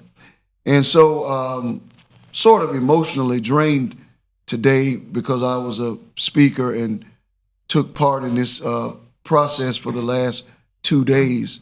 Last night was a reception, and today was the unveiling of the marker there in historic downtown. So I say all of that to say that, we have a lot of history in our nation. Some of it is good, some of it is not so good. That's not so good, but history doesn't define us. How we respond to our history is what defines us.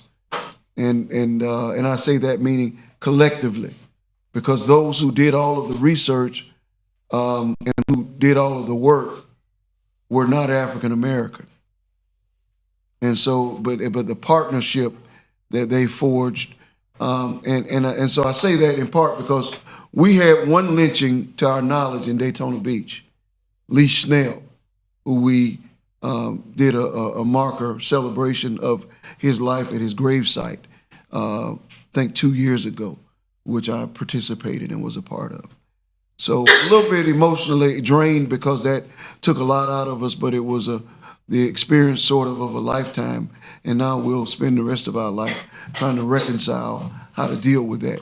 And I say that finally because we were at the Wells Built Museum today, which is a museum much like what we've talked about. It hasn't fulfilled its mission completely, but I just want to keep our museum's thought at the forefront of our heads. That concludes my thoughts. Mr. Manager? Go Bucks. Amen to that. Sir? Mayor and City Commissioners, I'm sorry to have to follow that discussion with something much more mundane, but God bless America and God bless Daytona Beach. I wanted to share with you the rough draft of a co-sponsorship policy outline, which I handed out just before the meeting. This is in response to some recent discussions that you as commissioners had concerning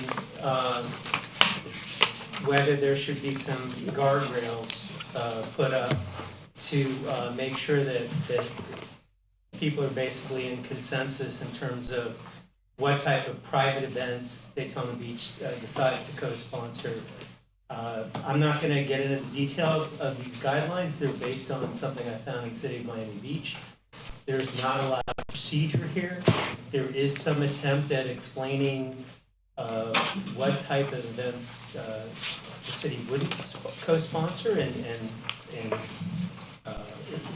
throughout what you see is that the commission can waive or modify rules, but basically the commission would not be sponsoring events where, for example, the purpose of the event is to advocate for or against a specific candidate for office or a specific issue on the ballot, or it's for a religious purpose. Now, if you were to move forward with these rules, you would end up at some point possibly debating whether an event was for a religious purpose. But the intention there obviously isn't to prohibit the city from co-sponsoring something like the Greek Orthodox Greek Fest or Our Lady of Lourdes Carnival, but something, involving proselytizing and joining a religion or something like that. But it still requires some decision-making on your part if you were to adopt something like this. There isn't much here in the way of procedure, so the manager's expenditure limits would still apply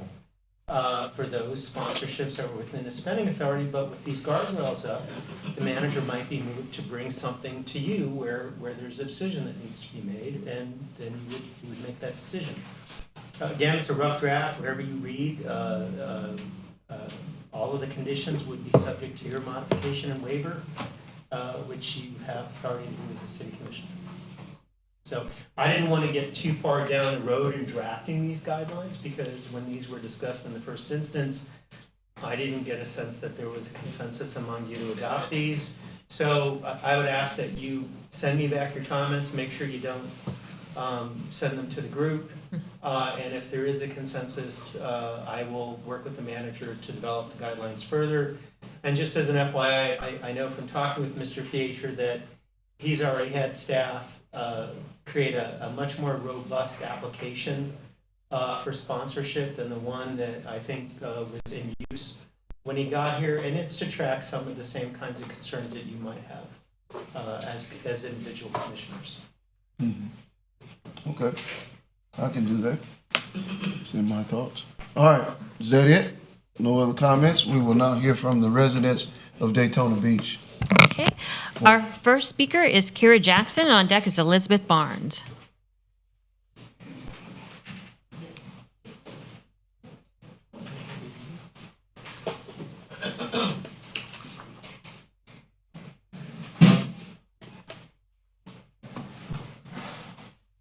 My name is Kira Jackson, and I stay at 865 Madison Avenue. I came and asking for help with the Washington, D.C. trip at Campbell.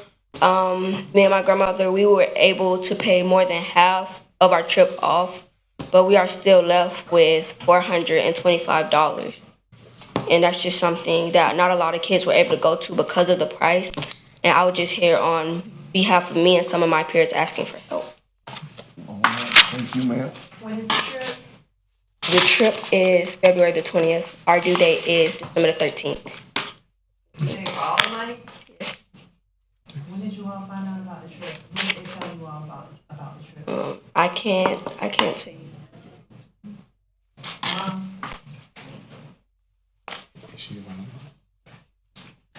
Hello, everyone. I am Tamara Powell.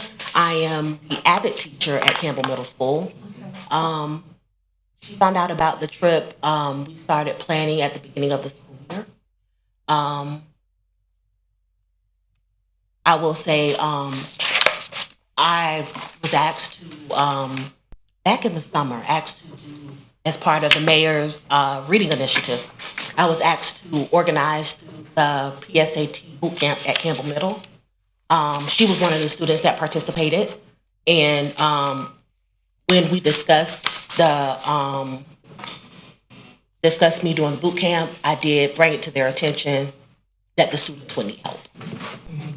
So, in going through the process, I did send out sponsors letters to Miss Betty Goodman, so I was under the impression that it was being taken care of. No, she wouldn't. As far as, That would never be her intent. I could speak for her to say that would never be her intent to say that. What her intent would be to say that she would share the correspondence with us. But that wouldn't be, knowing Miss Goodman and knowing the relationship that we have with her. And so that I would describe that as a misunderstanding. But it's, we're supportive of kids, and but my primary objective is usually through the mayor's literacy initiative. That project that you all had is to support academic programs, and that's what that money was used for, was to support an academic program. This particular type of program I would describe as, it's obviously an extension and it's an educational experience, but one that is not directly, and I won't debate that with you because I know that they'll learn, and I think it's a great experience and opportunity for them. And I also know the challenges that Campbell students have in raising money for this type of a project, which is the reason that I made the donation that I did. I know that y'all have a hard time. I would like to recommend that in the future, and I don't know if y'all tried this, that you try to find a way to partner with one of the other schools. I've tried twice. Because when you take 22 students, it just doesn't work. You got to get a bus of 44, 45 for economy of scale. It just doesn't work. And you've tried that twice? Yes. They just won't partner with you. It just doesn't work. It makes the trip unmanageable. I would like to recommend something, and I'm not sure if it would even work, but I would recommend you calling Congressman Corey Mills' office, because he doesn't take his salary. He gives it away to 501c3s and different organizations, and just tell him what you guys are trying to do. And it might be something that he's willing to give up his salary for. He gets, I'm not sure if he gets paid monthly or bi-monthly, but I would call his office and just talk to him. How many students are you taking? We're taking 20. 22? 22, that's right. And per student is how much? $875. Someone says Santa has your 475. I think it was 425. 425. For balance. Someone said. that Somebody they'll text take you, care- go get it. Okay. someone just Somebody texted gonna take care of yours. Somebody You just texted me, so they will take care of yours. I will give $1,500 towards the trip. That puts you at about So How much did they half of need? what you need. yeah, what do you need? What's the status of the student? She said she was speaking on behalf of 5,000 is what herself I and heard. other students. What you needed? So I, said again? How much was it that you needed? So, if broken down, I need, that leaves for us to be able to take a bus.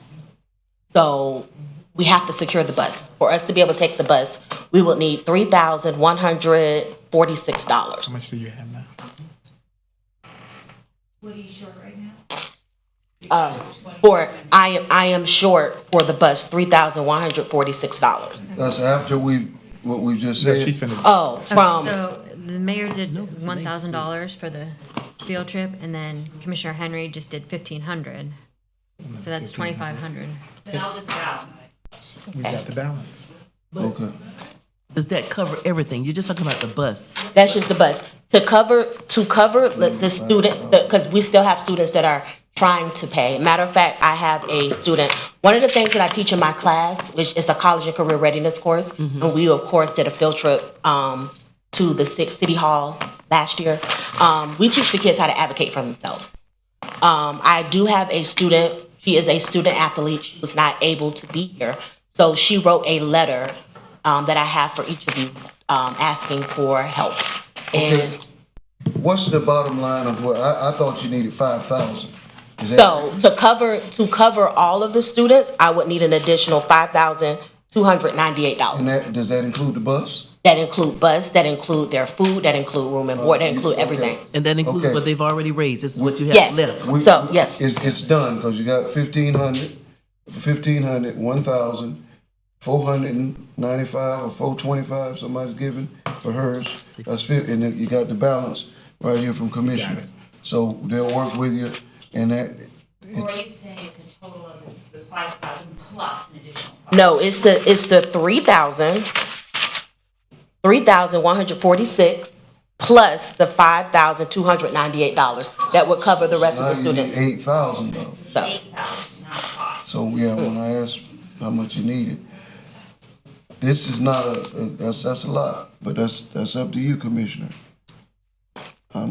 We've donated, and I mean, What was that total that's already been donated, Mr. okay, Mayor? so 'Cause you don't know. He's gonna do 1,500. 1,500, 2,500, 4,000, 4,500. Okay, and we'll the come. balance. Let's talk about this. So the reason, remember I had a conversation with Ms. Powell, and I said, 11th hour type things, you can just express the conversation we had on the phone. Correct me if I'm wrong. I said 11th hour type requests make it very, very challenging to say, and you're getting a yes from commissioners who are supporting it. So the conversation we had was, my belief was that it was for the 3,000. Even the 5,000 is a bit of a surprise to me, because I thought it was just, I thought we had broken all the numbers down. So the 5,000 extra was not discussed. it wasn't discussed because we was trying to secure the bus. Right. But if I don't ask, if kids still Okay. need help, So let's be Then- clear. So they have until when to pay exactly? the 13th of December. So the bus has to be paid when? No, yeah. Now. All the. How much are you short? Say it again? How much are you short? I am short, $8,444. Even with everything we've just given? No, that's the total. That's the total. That's not what you're Total. short. The total is $8,444. Okay, someone wants to know how much are you short after you've gotten collected everything? From us. $1,500, $3,000, $4,000. Do you have anything you will? It's $4,500 is the balance before that person first said that they would give something. Might have been $500. So the balance is about $4,000. And I don't like doing this at all. I don't ever want to do this again, ever. I don't like it. Yes. And I can't get, okay. So it's $4,000.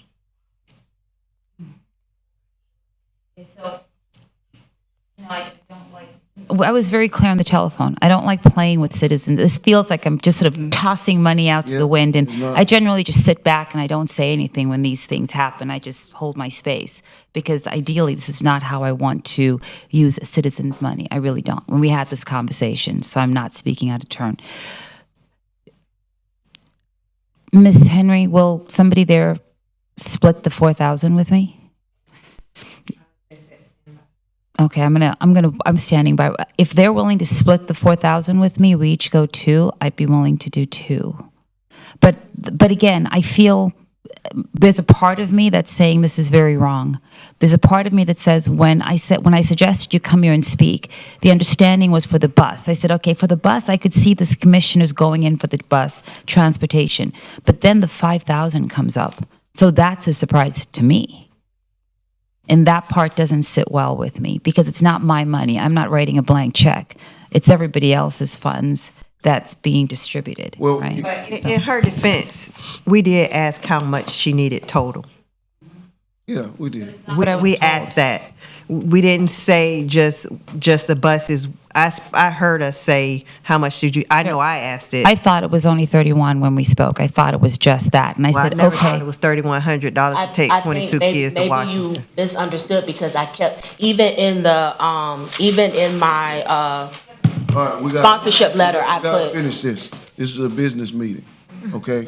So we will table this until the end of the meeting. Okay. And move on with the rest of the public comment.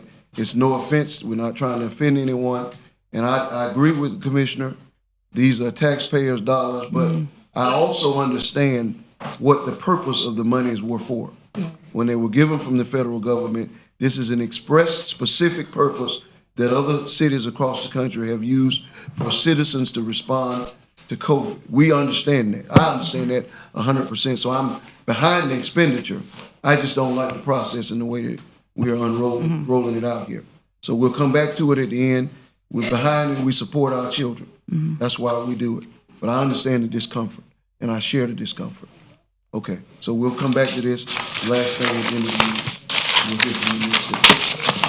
And we're with you, young lady, and all of your peers and students. Thank you. Our next speaker is Elizabeth Barnes, and on deck is Tamara Powell. Hi, my name is Elizabeth Barnes. I am a resident of our fair city. I'm at 1229 River Place. But I'm coming today to represent as a part of Troop 477 Boy Scouts. So I am one of their adult leaders, and I'm their merit badge counselor for the Citizenship in the Community Merit Badge. And the goal of this merit badge is to learn what it takes to be, or what it means to be, a good citizen in your community. And so I have Wesley, Cooper, Thaddeus, and Scar here from Troop 477. And I would just love to hear from one of you, maybe Mr. Mayor, what do you think it means to be a good citizen in your community?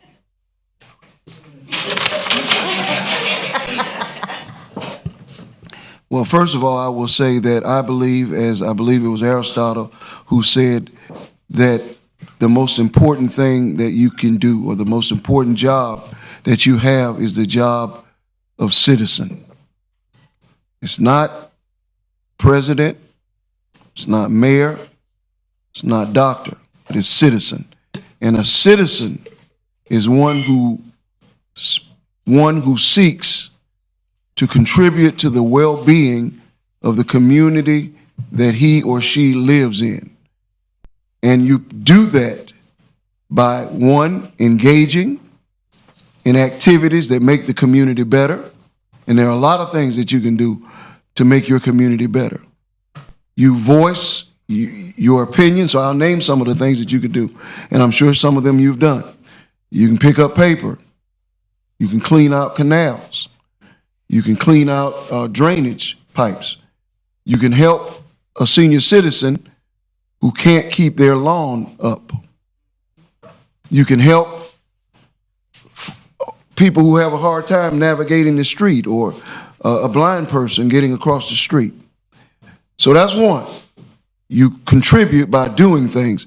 But two, you voice your opinion.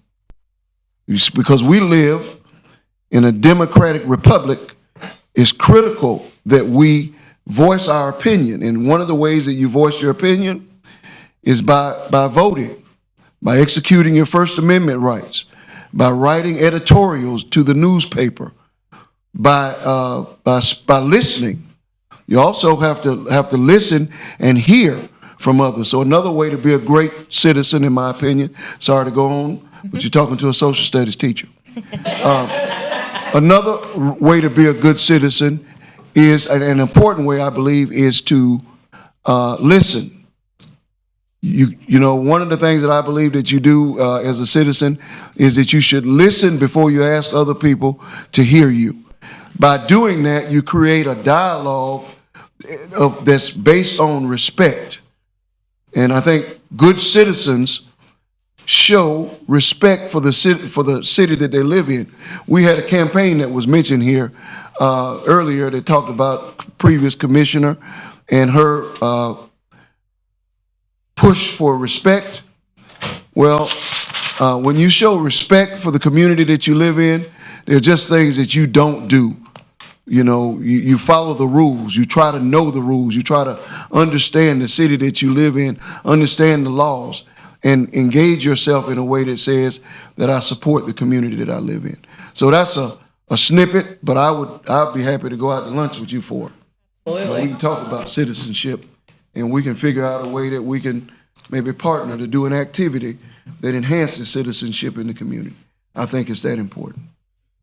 Absolutely. I appreciate that. And since I'm here, I also want to say, full disclosure, I'm also a Campbell Middle School parent. Both Wesley and Cooper and Scar go to Campbell Middle School. I have been a parent volunteer working with Ms. Powell for the last 3 years. And just as part of the conversation, I just want to thank you for entertaining her request. I think it takes a lot of courage to come up here And the thing that I would like to say is that as a parent, as an educator myself, the COVID pandemic disrupted our infrastructure in our schools. Ms. Powell has worked really hard with the resources that she has. You know, everybody's got their own kinds of constraints. I have a list of things. You don't need to hear all the things that she's responsible for at the school, what she's done on behalf of my own children, on behalf of the other children at Campbell.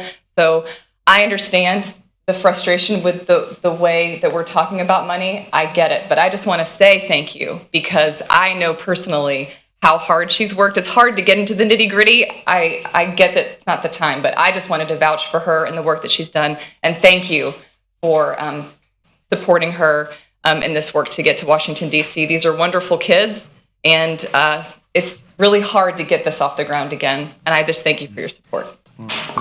Thank you. Our next speaker is Sammy Jackson, and on deck is Helena Cochran. You haven't figured that out. Yeah. Oh, I got to post that by Travis. Good evening, everybody. What I'm doing is trying to get the city involved with what I'm doing, and I'm doing a project that calls Restore Volusia County. I would really like the city to partner up with this because I really would like the city to be the light to all the other cities. We're trying to bring in all the different agencies to make them aware of what's going on and what's available to them. And also we want to reach our families and reach our young people. And as Mayor, you mentioned some things about, there's things that I believe that we all have to pull together to do, because when we pull it together, we can make things happen. It's when we work against one another, it doesn't happen. So I'm just asking the city to partner up and be represented, because I'm trying to wind up, I've been, involved with the community work been here 28 years in Daytona. And I feel like this is the time to do something to make a difference. And I really would like the city to be a part of it. And I believe that because I'm getting a lot of people that are responding to what I'm trying to do, talk to them in Tallahassee, then talk to the county, and everybody agreed with what I'm trying to do. And I really want the city to be a part of it, since it's going to be hosted right here in Daytona. Okay. So,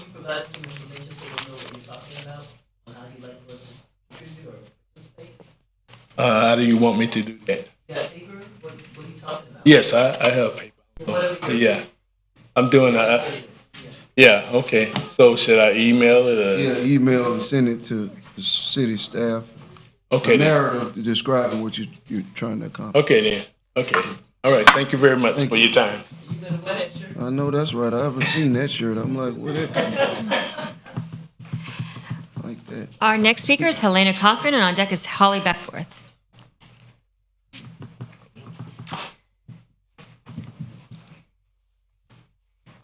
Hello. Howdy. It's a little intimidating, I'm not going to lie. Hi, my name is Helena, and back there next to me is part of my team that make up the Volusia Tigers. 1.2% of draft-eligible players make it into the NFL. And let's be honest, if you ask our kids, as well as the Bucks, they're that 1.2%. They all think it. We would like to take this opportunity to introduce us as a new football and cheer organization in Daytona Beach. We are a group of individuals that have been leaders in the community with a few football organizations, but we are coming together to make our dream team. We are very excited to be partnering with the Salvation Army in Daytona Beach for our home field, located at 1555 LPGA Boulevard. We will be helping out in their soup kitchen and teaching children, our boys and girls, to volunteer in the community. If you pass by, you will see that we've been working really hard to make our dreams come true for our children, our nieces and nephews, and our grandchildren. for many years in the future. You will see our kids on the side of the road doing car washes, selling snow cones, and raising money to support our upcoming year. We offer a safe place for children to play ball and learn the proper skills to be successful in life. I would like to mention that we are not a Pop Warner team. We will be playing independently with MFFCC as we did last year, and we will go to the Super Bowl hosted at Daytona Beach on LPGA. Danette, you gave me chills because we love the Bucks, we support them, and we'll be right there with you tomorrow on our way to Tallahassee. Paula, you can ride with us because we got an adult train going. As you're sure aware, the Bucks fill up. That's the only team that you guys have in Daytona Beach. They're Pop Warner. We are not Pop Warner. We are independent. Every organization that has tried to open up in Daytona Beach has failed. And I think that's mainly because they have not had your support. The Bucks, as you guys can tell today, 100% have your support. They have 35 on their roster for each team. 6, 8, 10, 12, 14. They fill up by the end of January. All of those kids, including the 175 that we'll be bringing to the Salvation Army, that's just boys, not including cheerleading, they need a place to go. And we would like your support 100%. We have a lot of blessings in the community. We're teaching our children right from wrong. This isn't just about football. This is about them learning how to tip. This is learning them going out in the community and doing absolutely everything that you said. And to be quite honest with you, when you go to the... Am I on? You're the I'm done. I'm sorry. All right, good job. But we could talk more if needed. All right. Appreciate y'all. Our next speaker is Holly Beckwith, and on deck is John Nicholson.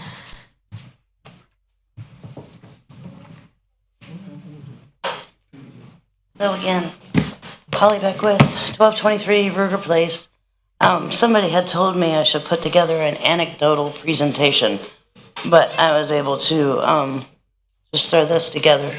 But I want to talk about community issues and how nice that Liz is here with the Boy Scouts, because we have an aspiring graffiti artist in our neighborhood that keeps spray painting the sidewalk. I have to. I mean, and how much fun would it be if we could get the Boy Scouts out here, help scrub it? It was scrubbed the other day and he repainted it. We can't catch them. It's not fun. You guys had asked questions specifically about the height of the building by the FAA. I have had to consider this whole thing coming up. I can't talk about it, but I'm putting this together. The things I'm highlighting. I've done a deeper dive on the FAA. Avionics is one of my little fortes. I've written a repair station manual. It's not as much a specification of the height of the building, it's the distance from the airport. So this is just and there it is. That's one of the pictures from my deep dive, where I can forward this to you guys if anybody had any questions of where my research goes. I have to work. So I have put all this together as kind of a hodgepodge. It's in no particular order, except the part where I drive at night on the beach side. So this is my effort at an anecdotal, what I go through, because I live and work on the beach side. I drive Atlantic Avenue every single day almost, and it's a bumpy ride, and it's a bumpy life when you have to compare it to the core, what are we calling it? The core tourist district area. When you come down into a neighborhood where you have people who do participate in the civic duties. I can easily forward this to you. I wasn't able to forward an email to you today. Everybody else went through, but I didn't. Yours, for some reason, didn't. I hope you guys maybe be able to share it. The holidays. I did get a day off. My turkey was frozen, but I ate by midnight, and I had fried it myself. But I just wanted to generally still introduce myself, because you may not know me, I may not know you. That doesn't mean that I'm not 3 generations deep standing in this house within 175 feet of a proposal. See you next time. Okay. Our next speaker is John Nicholson, and on deck is Frederick Brown.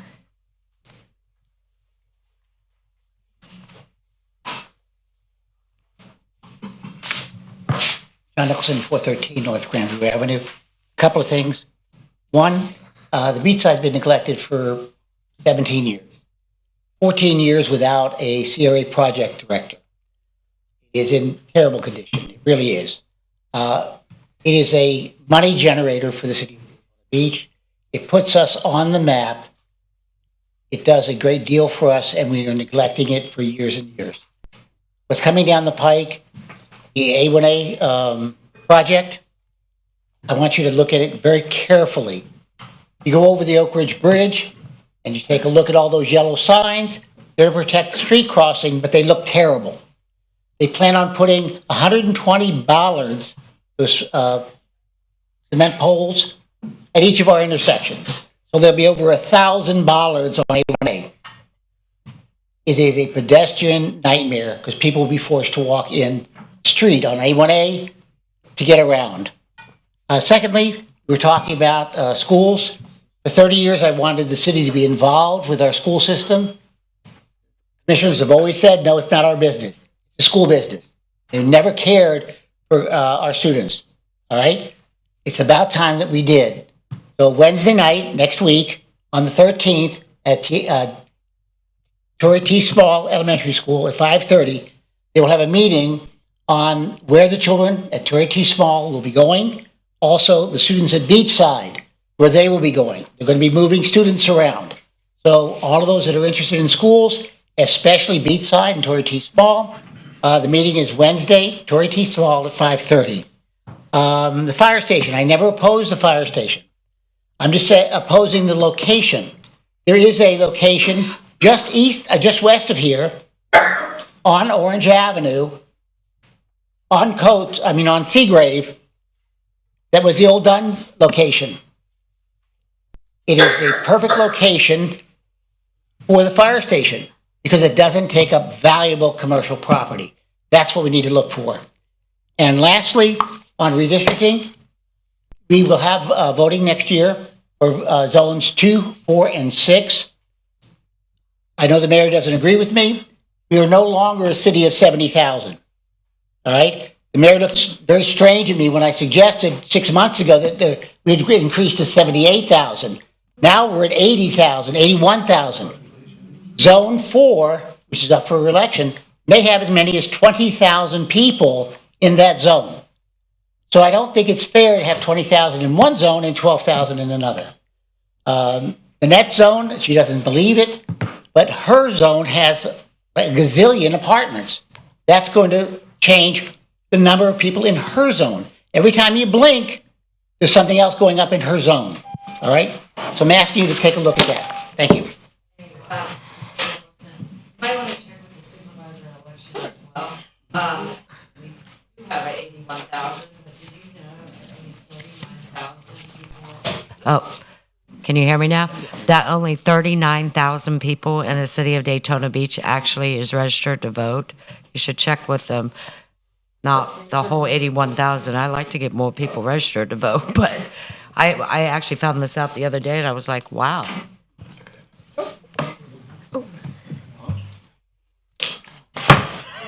Right over there. You've changed. Yeah, new location. Yeah, John and I are speaking, so it's time for the timer to get real, right? 3 minutes? Really? Right? For the Brown 1508 Crescent Ridge. To follow up on what the mayor said, and I was very touched by what you did and what you found out about your family and who did the finding. We don't erase history, learn from it. And President Lincoln said we cannot escape history. It is an educational experience, so thank you for your remarks there. Beachside improvement, that was brought up, and there's a lot of things we could be doing for beachside improvement. The Aura Street Park was 90% given away for a benefit of a big hotel project or a condo project. Lennox Park, we still need to fix that up. It's still a disaster. We need the fence put up, and we need the rest of it. Okay, well, I wasn't there when I was there last time. But there's a lot more work that can be done to the landscaping that got destroyed by the landscaper. We need to be reimbursed from the damage they did. And since we have no park in Zone 1, the property, and I know, Mr. Mayor, we discussed this before, property at 2010 South Peninsula, would make a nice park for Zone 1. Again, right now, it's just a jungle. Projects coming up. Beware Project Fiesta. I know it's probably on some of your radars. The DIM was canceled last month. I did a lot of digging.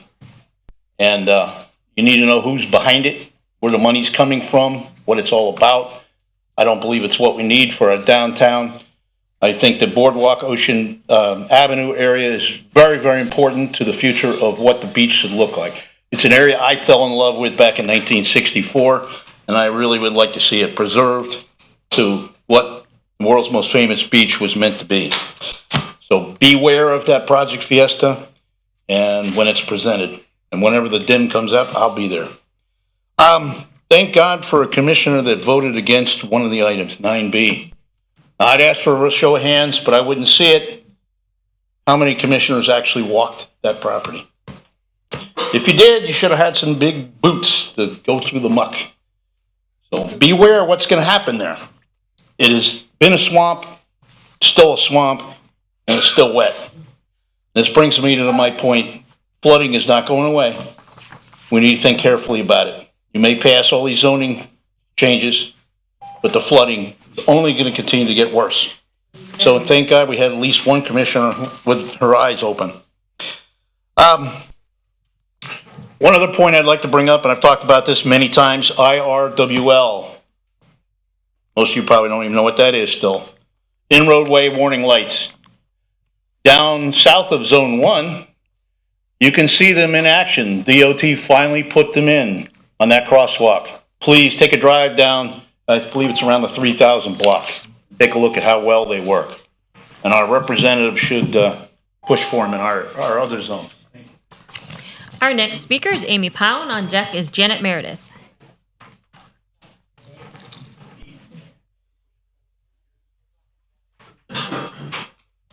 On deck.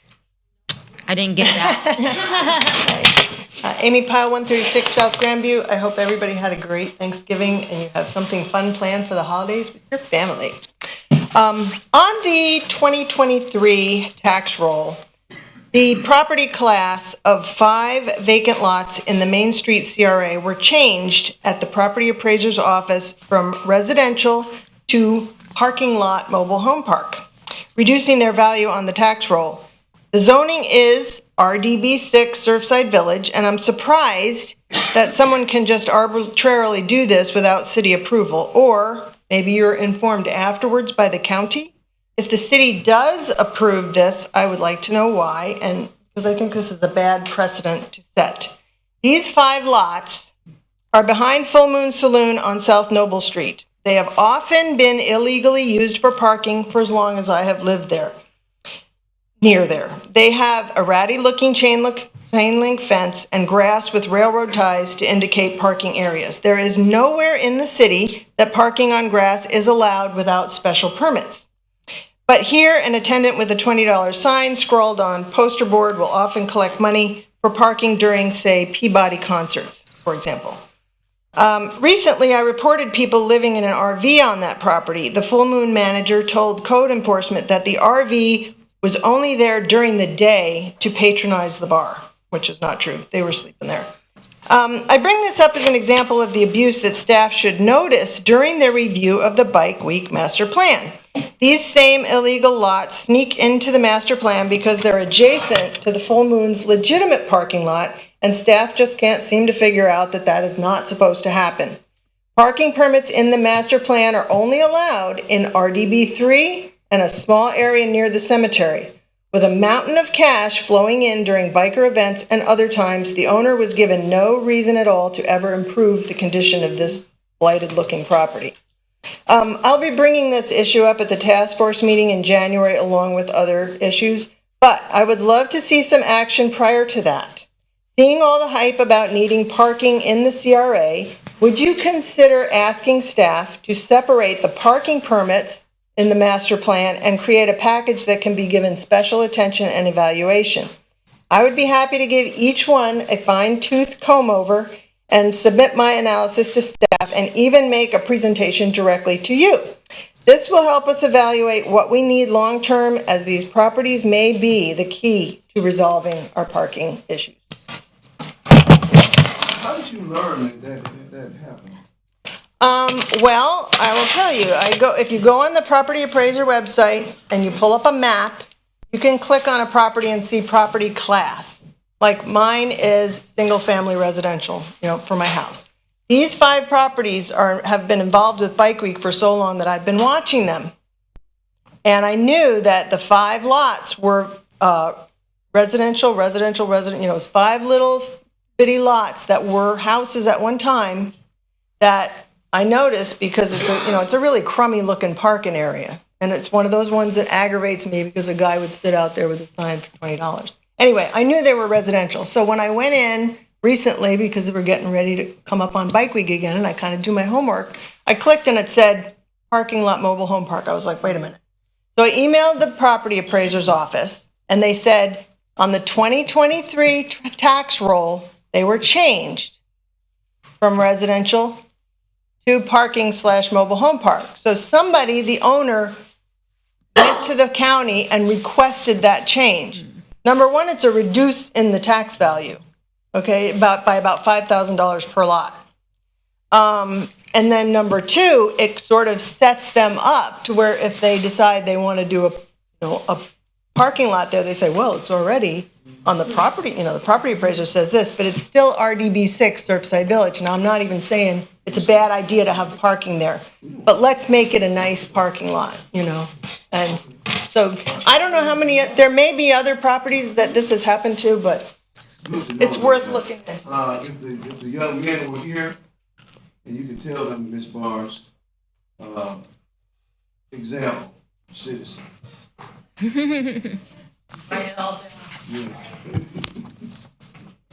It'll be on video later, so.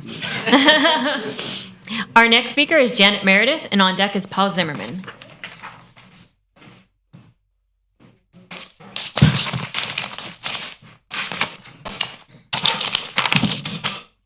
My name is Janet Meredith. I live on Big Tree Road, and I am exercising my right as a citizen because I love the beach, and I am speaking up on behalf of the beach.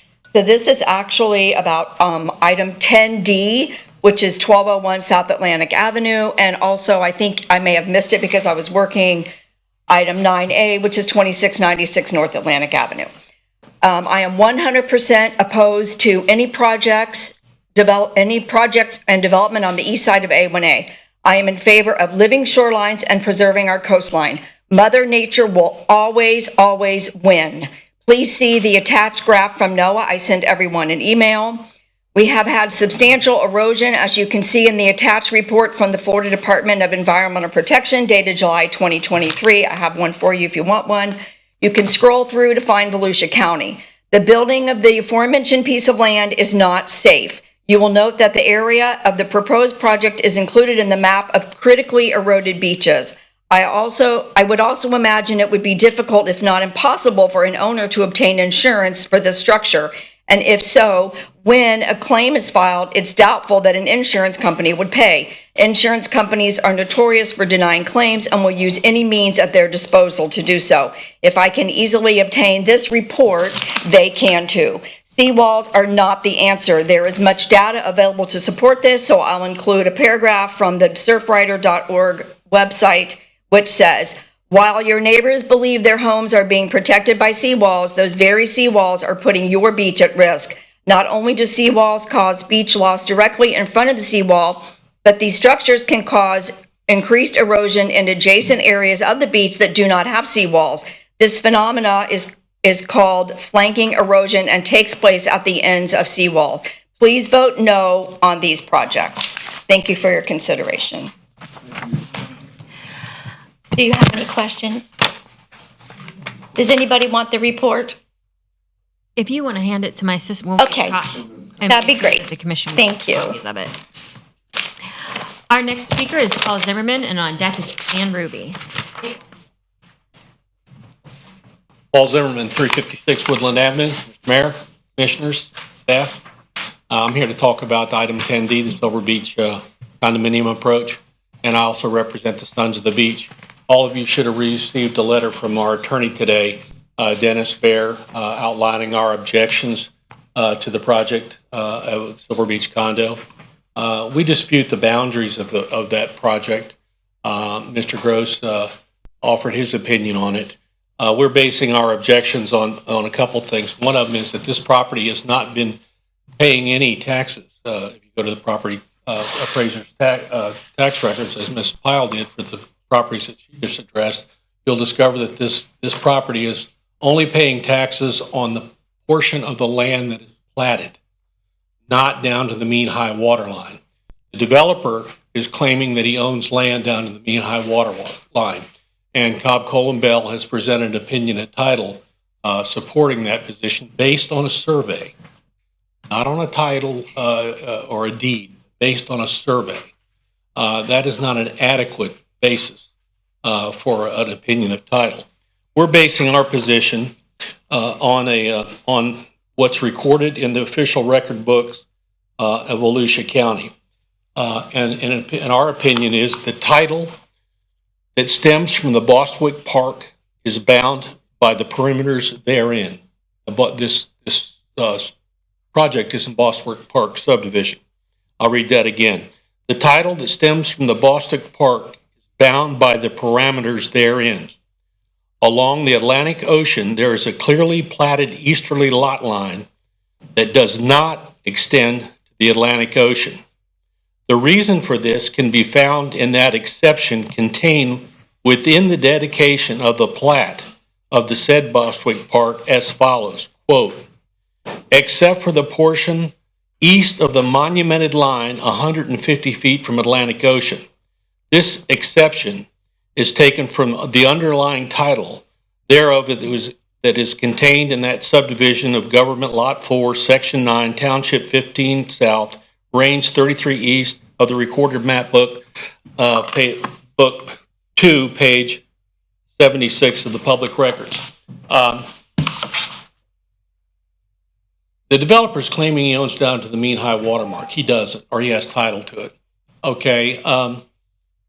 1/3 of his FAR calculations are based on that property or that land that he's claiming he has title to. He doesn't own that land, and he's using it as FAR in his FAR calculations, which is bogus. And this will be coming up in December 20th, 5 days before Christmas. I really think this issue requires much more exploration. There's a boundary issue here. Without significant boundary issue, data, I don't know how you can make a decision. Thank you. Thank you. I would just remind the commissioners that whatever decision you make on that condo project will need to be made based on the evidence presented at the hearing, and I would encourage Mr. Zimmerman to present that information at the hearing. Well, if he believes that's relevant. Mr. Bear will be here next time. He's on a flight to Boston right now. Our next speaker is Ann Ruby, and on deck is Gareth Rodney. Hi, Ann Ruby, 137 Park Avenue. I want to thank Amy for digging out that information on that 5-lot property use change, land use in the tax database. I would hope that you all would be interested in asking staff to get you some clarity on what that process is with the county, how it interacts with what happens with the city, and how it can change things. And I would hope that you ask staff to do that so that Amy doesn't have to, because I think that's important. The other thing is, it would be interesting to know how often it happens. Is that the only time it's ever happened? You could easily create a report that would compare how often it happens, or maybe the county does notify the city, but we should know that information. And I think I would ask that you please instruct staff to kind of get a handle around that, get a hand on that. It's a financial issue also. Very big, very much so. Could be a big one, could be a little one, but we should know. The other thing is on the beautification of the beach side. You know, you've referenced a couple of times, thank you, the B&W resolution, you mentioned it too. Maybe the city could ask staff to put together a resolution based on that, and then you as a city could pass that resolution to FDOT, so that you're kind of taking a stand before they make this significant investment in terms of the landscaping they're going to provide, which you would like to see. So I would hope that you could possibly do something like that, and then possibly even look into changing some of the requirements in the LDC for landscaping requirements on the beach side. Make sure that they actually align with the native plant, as Jenny calls it, puffy landscaping. And I can tell you, I have an all-natural yard. When things get cold, it gets brown, but it comes back like that. And so I think you have to just accept that that's part of it, but you save so much in terms of water, pesticide use, et cetera. It's worth it. Another beautification thing that could be great would be putting up banners back in Surfside Village. There used to be banners on every light pole that identified Surfside Village. They got old, they got tattered, they got taken down. That wouldn't help beautify the beachside, instill some pride in Surfside Village, which so many of the homeowners have invested so much blood, sweat, and tears in improving it. It looks great compared to what it looked like 10 years ago. Can you stop? Is that your zone? Surfside Village is not your zone? No. No, it's your zone. So I would hope that that would be something that could be done. I know that, Amy just mentioned it, rewriting the Bike Week master plan, soup to nuts, not just the tweaks around the edges that they've given it before, and possibly separating out the parking. Doing a parking study before big lots and garages get approved. We need to know more. And then maybe doing, I hope the lights across Main Street, stringing lights across the street are included in what Dave Waller mentioned, and consolidating some of the many, many studies that have been done on the plans. And then the other thing is we need a trolley to go from the beach side to Beach Street. Thank you very much. Okay, our next speaker is Gareth Rodney. I want to talk to teacher after the meeting. No? Well, okay.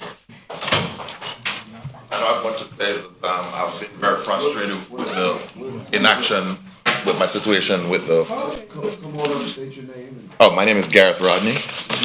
To all the members. I don't have much to say, I was just... Address. 1717 Mason Avenue, apartment 822, Daytona Beach, Florida. Yeah, my big concern was the police department. I've had not much help in terms of getting a detective assigned to my whole situation, so I don't have much to say. Like I said, it's just something I wanted to talk to.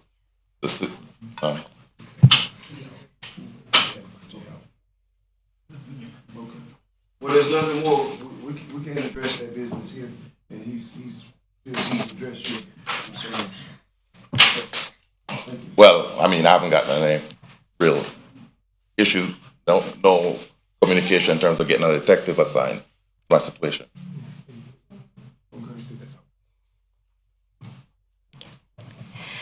Our next speaker is Marjorie Johnson, and on deck is Doyle Lewis.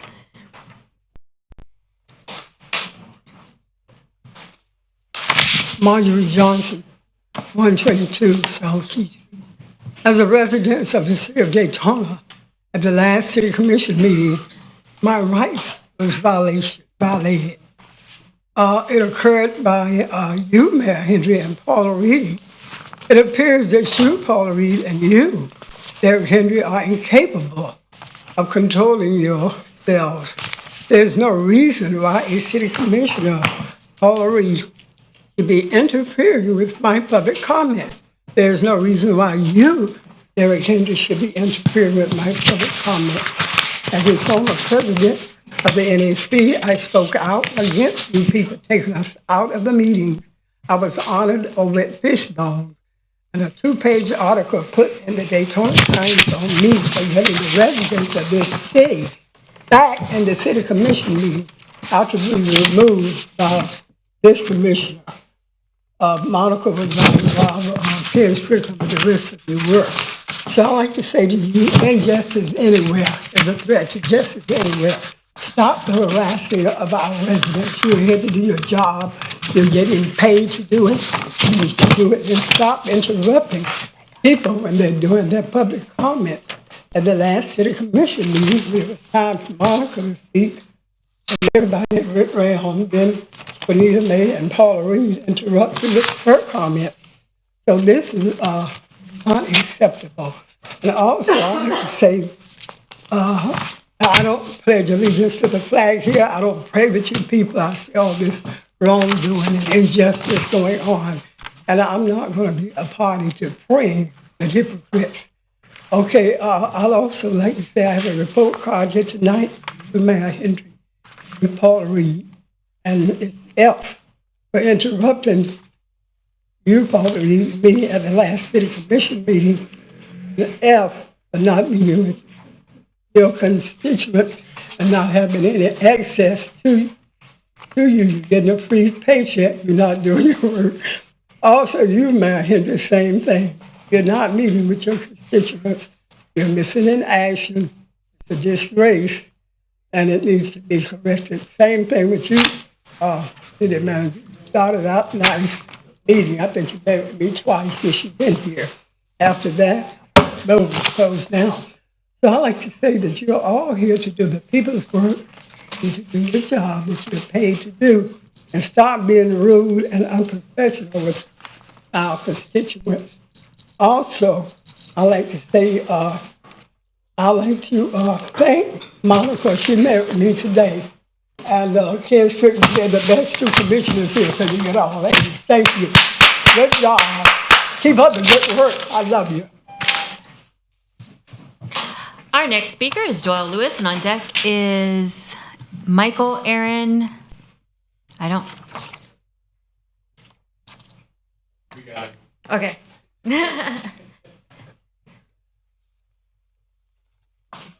Good evening. My name is Doyle Lewis. How's everybody doing? Great. I'm only here on some simple things. Trying to protect people walking down the street. Making sure the sidewalks are walkable. No trip hazards. Trying to protect people from bicycles. Where the bicycles can be riding down the street without being run over. I've been doing a pretty good job. I do appreciate that. I thank you very much. Job going on. Some of us out there on the street things are struggling with travel. I'm using the bus a little bit more now. So that's what I was here for the homeless and the poor, people who are actually trying to become better, but keep getting knocked down. Just watch out for them. There's some bad ones out there. There's some good ones out there. And I'm also going to talk about the seawalls, especially for the new buildings and permits. I was going through years and years and years of information with Flagler Beach. I was up there after I left Daytona. There's no real good solution except replenishing the sand. The Army Corps of Engineers, after studying lots of seawalls and lots of erosion on beaches around the world, has come up with a combination to protect your beaches. And Flagler Beach did all of them. They put in drain systems on A1A to have the water go down the drain systems instead of washing the sand all back out to the beach, to the ocean. They put in barriers in the middle of A1A to help keep the water to go down into the drains. They've put seawalls in to protect, and then they also covered them with sand. So you're looking at a whole lot of funding to do what Flagler Beach did.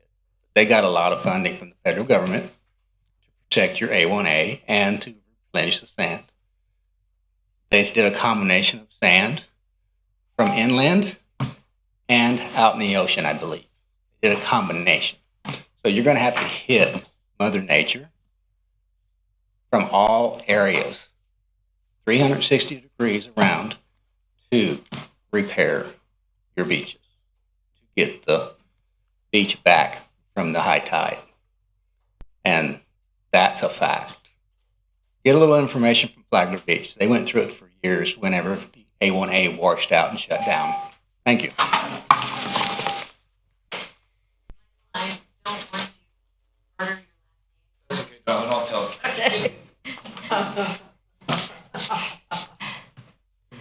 Hey, good evening, Mayor, Commission, staff, community. My name is Michael Aaron Chifchi. I live in the Ortona neighborhood, 2665 North Atlantic Avenue. I'm here to oppose the Silver Beach condo hotel that they're planning at the corner of, that they're proposing at the corner of A1A and Silver Beach. It was Project 10D. I oppose, and members of my community who I've spoken with, oppose any development east of A1A at this point. As far as we know, humanity, the oceans that we are blessed to caretake in the whole universe, those oceans right in our neighborhood here, the only place in the known universe that supports life, that gives us so much bounty, and we're greeting it the moment it hits land with condos full of snowbirds. I think we can do so much better than that.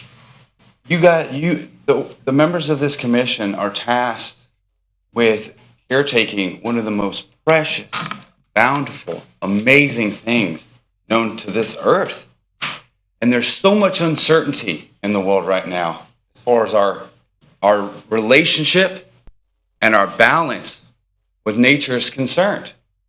I think every one of you has probably seen maybe some of the latest by Richard Attenborough, some of the examinations of the lack of balance that we're experiencing right now, and some of those repercussions that lack of balance is causing. And I believe that we can all agree that it might be a good idea to pause and re-examine our relationship with the ocean before we make any sort of haphazard development further. That's my simple message to you tonight. I really hope that you look deep into this issue, beyond just the dollars and the cents. Beyond, I know you hear a lot of rhetoric about jobs and that sort of thing, and being a community that is open for business. But what kind of business? I mean, I know that I've heard some proposals by Ms. Ann Ruby and Paul Zimmerman on purchasing all of those empty oceanfront lots. I mean, it can get done. Public-private partnerships. Wouldn't that change the whole? It would make Daytona the most livable beachfront community in Florida, and probably the eastern United States, if you didn't turn this into another Shores or another Fort Lauderdale. All that park, and work with the landowners. There could be a solution there, but I don't think condos and more development is the answer. Thank you. That was my final speaker.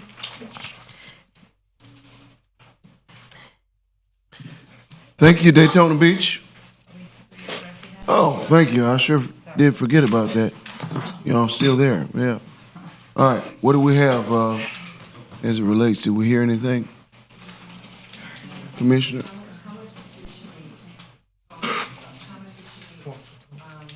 You got $4,000 without your person, and she's willing to go $2,000 if you go $2,500.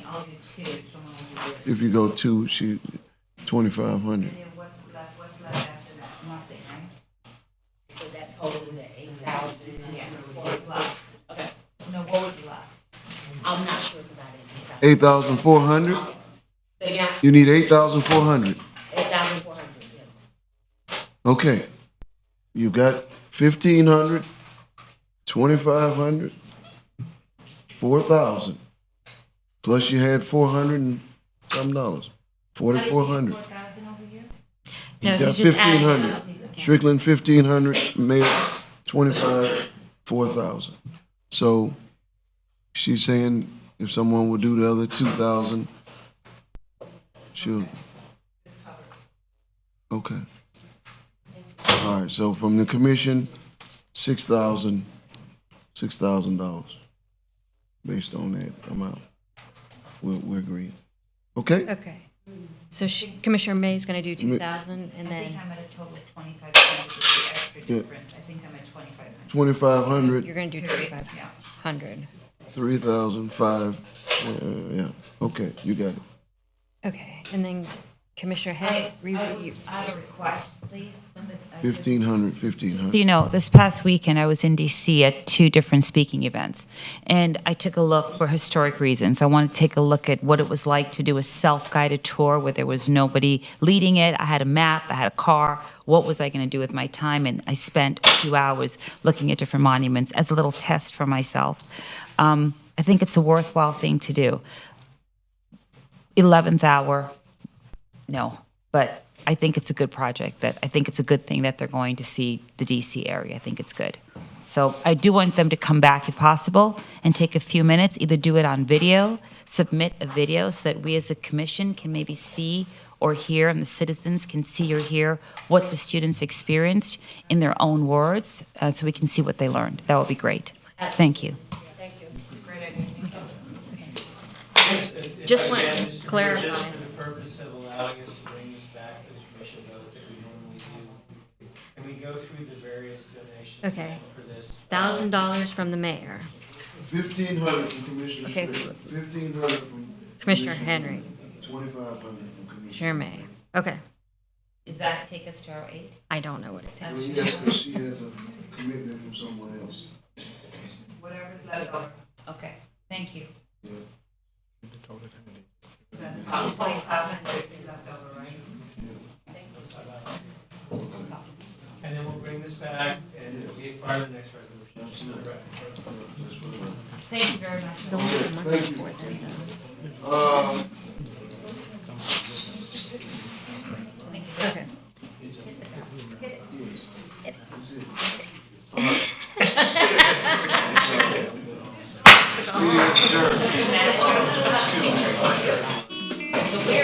Good job.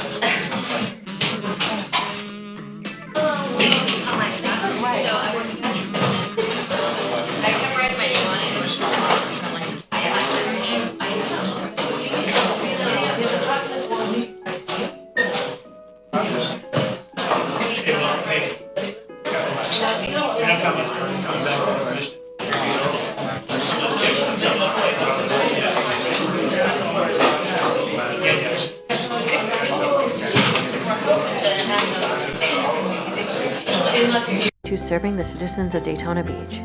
Staff members strive every day to deliver an experience that's worthy of being called world famous. Some work happens out in the communities where we live, while a lot happens behind the scenes. Spread across the city are staff members working hard to ensure that Daytona Beach is a great place to live, work, and play. Let's shed some light on what's happening to serve you and look behind the scenes to see what goes on inside Daytona Beach. This episode of Inside Daytona Beach focuses on the many city parks maintained by the Parks and Recreation Department. The city of Daytona Beach has more than 30 beautiful and well-maintained parks. With a diverse range of amenities and locations, all Daytona Beach residents can enjoy a city park that fits their lifestyle. Residents are encouraged to maintain a healthy and active lifestyle, and a park is a perfect place to enjoy being outdoors, exercise, or just connect to the natural beauty in our city. The city continually invests in its public spaces and is continually making improvements to all its parks. From our smaller passive parks to the larger, full-featured parks with a wide variety of activities and amenities, Daytona Beach truly has it all when it comes to parks and recreation. For the beachside communities, there are 7 parks to enjoy. Breakers Oceanfront Park is the jewel of the beachside parks. Located adjacent to the iconic Daytona Beach Pier, this 2.5-acre park is one of 3 parks that provide the public with direct ocean access. Other amenities include off-beach parking, ADA beach and pier access, sand volleyball court, multi-purpose field, walking paths, and an environmental learning center. Collins Park is a newly renovated beachside park located directly on the Halifax River. This 2-acre plus park boasts a boat dock providing river access to the community for boating and fishing, as well as a lighted fitness trail, covered gazebos with picnic areas, a playground for kids, and open green spaces to enjoy the beauty and breezes of the Intercoastal Waterway. Lenox Park and Playground is a multi-purpose space with fenced dog parks for both large and small dogs, a basketball court, playground, a lighted walking path, a covered pavilion with picnic tables, and a large open exercise field. The Schnebly Recreation Center has multiple outdoor spaces, including separate areas for tennis, basketball, shuffleboard, and volleyball. There's also a covered seating area and playground equipment for the kids. Over on the mainland, there are 20-plus additional parks of various types and sizes to enjoy. One of the larger waterfront parks is Halifax Harbor Marina and Park. This beautiful 60-acre facility is a working 550-slip marina that offers a host of amenities to boaters and is walking distance to downtown shops and restaurants. With multiple fishing piers, free boat ramps, walking paths, and beautiful water views, this outstanding park and marina is a great way to enjoy the Daytona Beach waterfront. Just up the street, we have another uniquely Daytona Beach space in City Island Park. Situated along the Intercoastal Waterway, this park is perfect for fishing or relaxing by the water. This riverfront area consists of a large recreational field which hosts many special events throughout the year, a beach volleyball court, a playground, picnic areas with grills, a boat dock, and onshore and offshore pavilions. Also located at City Island Park is the Halifax Rowing Association and Jackie Robinson Ballpark, which is widely recognized as one of the best ballparks in minor league baseball. Further inland, you will find the centrally located Tuscaloosa Park. This 30-acre park was created around a natural coastal hammock and is jam-packed with exciting family activities. Enjoy the natural beauty with a treetop aerial adventure course. Challenges include zip lines, ropes, wooden bridges, and nets, making this a great family fun activity. Also nestled in this beautiful natural Florida park is a playground, picnic areas, volleyball courts, horseshoe pits, and an 18-hole disc golf course. Another great park to experience is the Samuel Butts Youth Archaeological Park. This truly unique park was named for local archaeological hero Samuel L. Butts, who collected Indian pottery fragments, animal bones, and skeletal material from time periods as early as the Ice Age. Today, this nature preserve is a sanctuary for aquatic life and migratory birds. Other amenities include a fishing pier, gazebo, trails, and ample open space to enjoy. Great news for music lovers, as Daisy Stocking Park is undergoing a complete renovation. The amphitheater is staying, and the surrounding park will be transformed into an urban oasis, ready to host concerts, festivals, and other events for years to come. Daytona Beach has provided so many public spaces for the community to enjoy, it's hard to fit them all into one video. Along with many full-featured spaces talked about so far, there are many more well-utilized local spaces designed to serve specific needs of our community. Whether a quiet place for contemplation, an exercise trail, a basketball court for a pickup game, or a playground for the neighborhood kids, Daytona Beach knocks it out of the park when it comes to parks and recreation. Just like with our community centers, the city's parks are available for the public to reserve or to be rented through the Parks and Recreation Department. Simply call 386-671-8250 to reserve a date, or stop by City Hall in person and allow the Parks and Recreation staff to personally walk you through the application process. Once your application has been submitted with all the necessary supportive documents and payments, staff will work closely with you as your permit is reviewed. If approved, with final payment and site plan, you can begin to utilize one of the many Daytona Beach parks for your very own community or family event. This is another example of what goes on inside Daytona Beach when staff members work together to make the city's most valued commodities available for its public and to help make Daytona Beach truly world famous. From the community parks all over the city to the entire Parks and Recreation staff, this was a look inside Daytona Beach.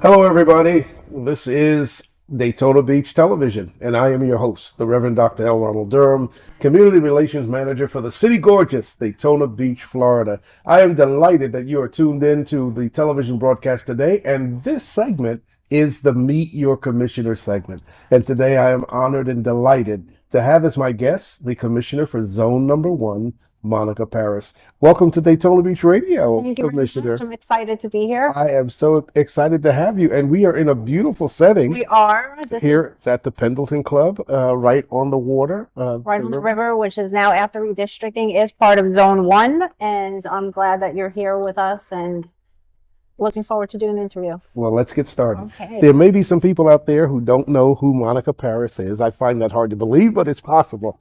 So why don't you share with the listeners a little bit about your background? Okay, well, I was born in Italy. When I was 2, my parents came to the United States. I grew up in Brooklyn, New York. I got my bachelor's in business management and financing. Worked in a family business. We had a check cashing. And then I graduated into wholesale furniture sales and operations, which I spent almost 20 years. I have a love of manufacturing and design. And then in 2016, I decided to make a change, and I came to Florida, and here I am in the beautiful city of Daytona Beach. And it is a beautiful city. And as I said earlier, the setting that we're in here at the Pendleton Club is just fantastic. It's a great place to be. And for people who've never been down here to see it, they might want to just take a ride by, because this is a great part of your zone. So let's get started with your zone. You are Zone 1, and you mentioned redistricting is going to be taking place. So give the listeners a little bit of a visual of the geographic boundaries, if you will, for Zone 1. So Zone 1 is the southernmost part of Daytona Beach. On beachside, it borders Daytona Beach Shores to Silver Beach Avenue. And then on the mainland, it's from Shady Place to Bevel, from Beach to a little bit past Clyde Morris after redistricting. So that's a pretty good area. Yes, That's it's one of the highest populated, dense areas in the city of Daytona Beach. It's mostly residents in a small area. And since you've become Commissioner of Zone 1, a lot has taken place, a lot has gone on. So give us a sense of what some of your priorities are for the zone that you represent. Well, the priorities are, one is safety. I think that's really important. Our chief of police is doing a great job right now with retention. We should be up to numbers by the graduating class in November. And he knows that he has a support of Zone 1. Anything he needs, I'm there to help. And the residents are also very thankful, because it is a national problem that we're having recruiting.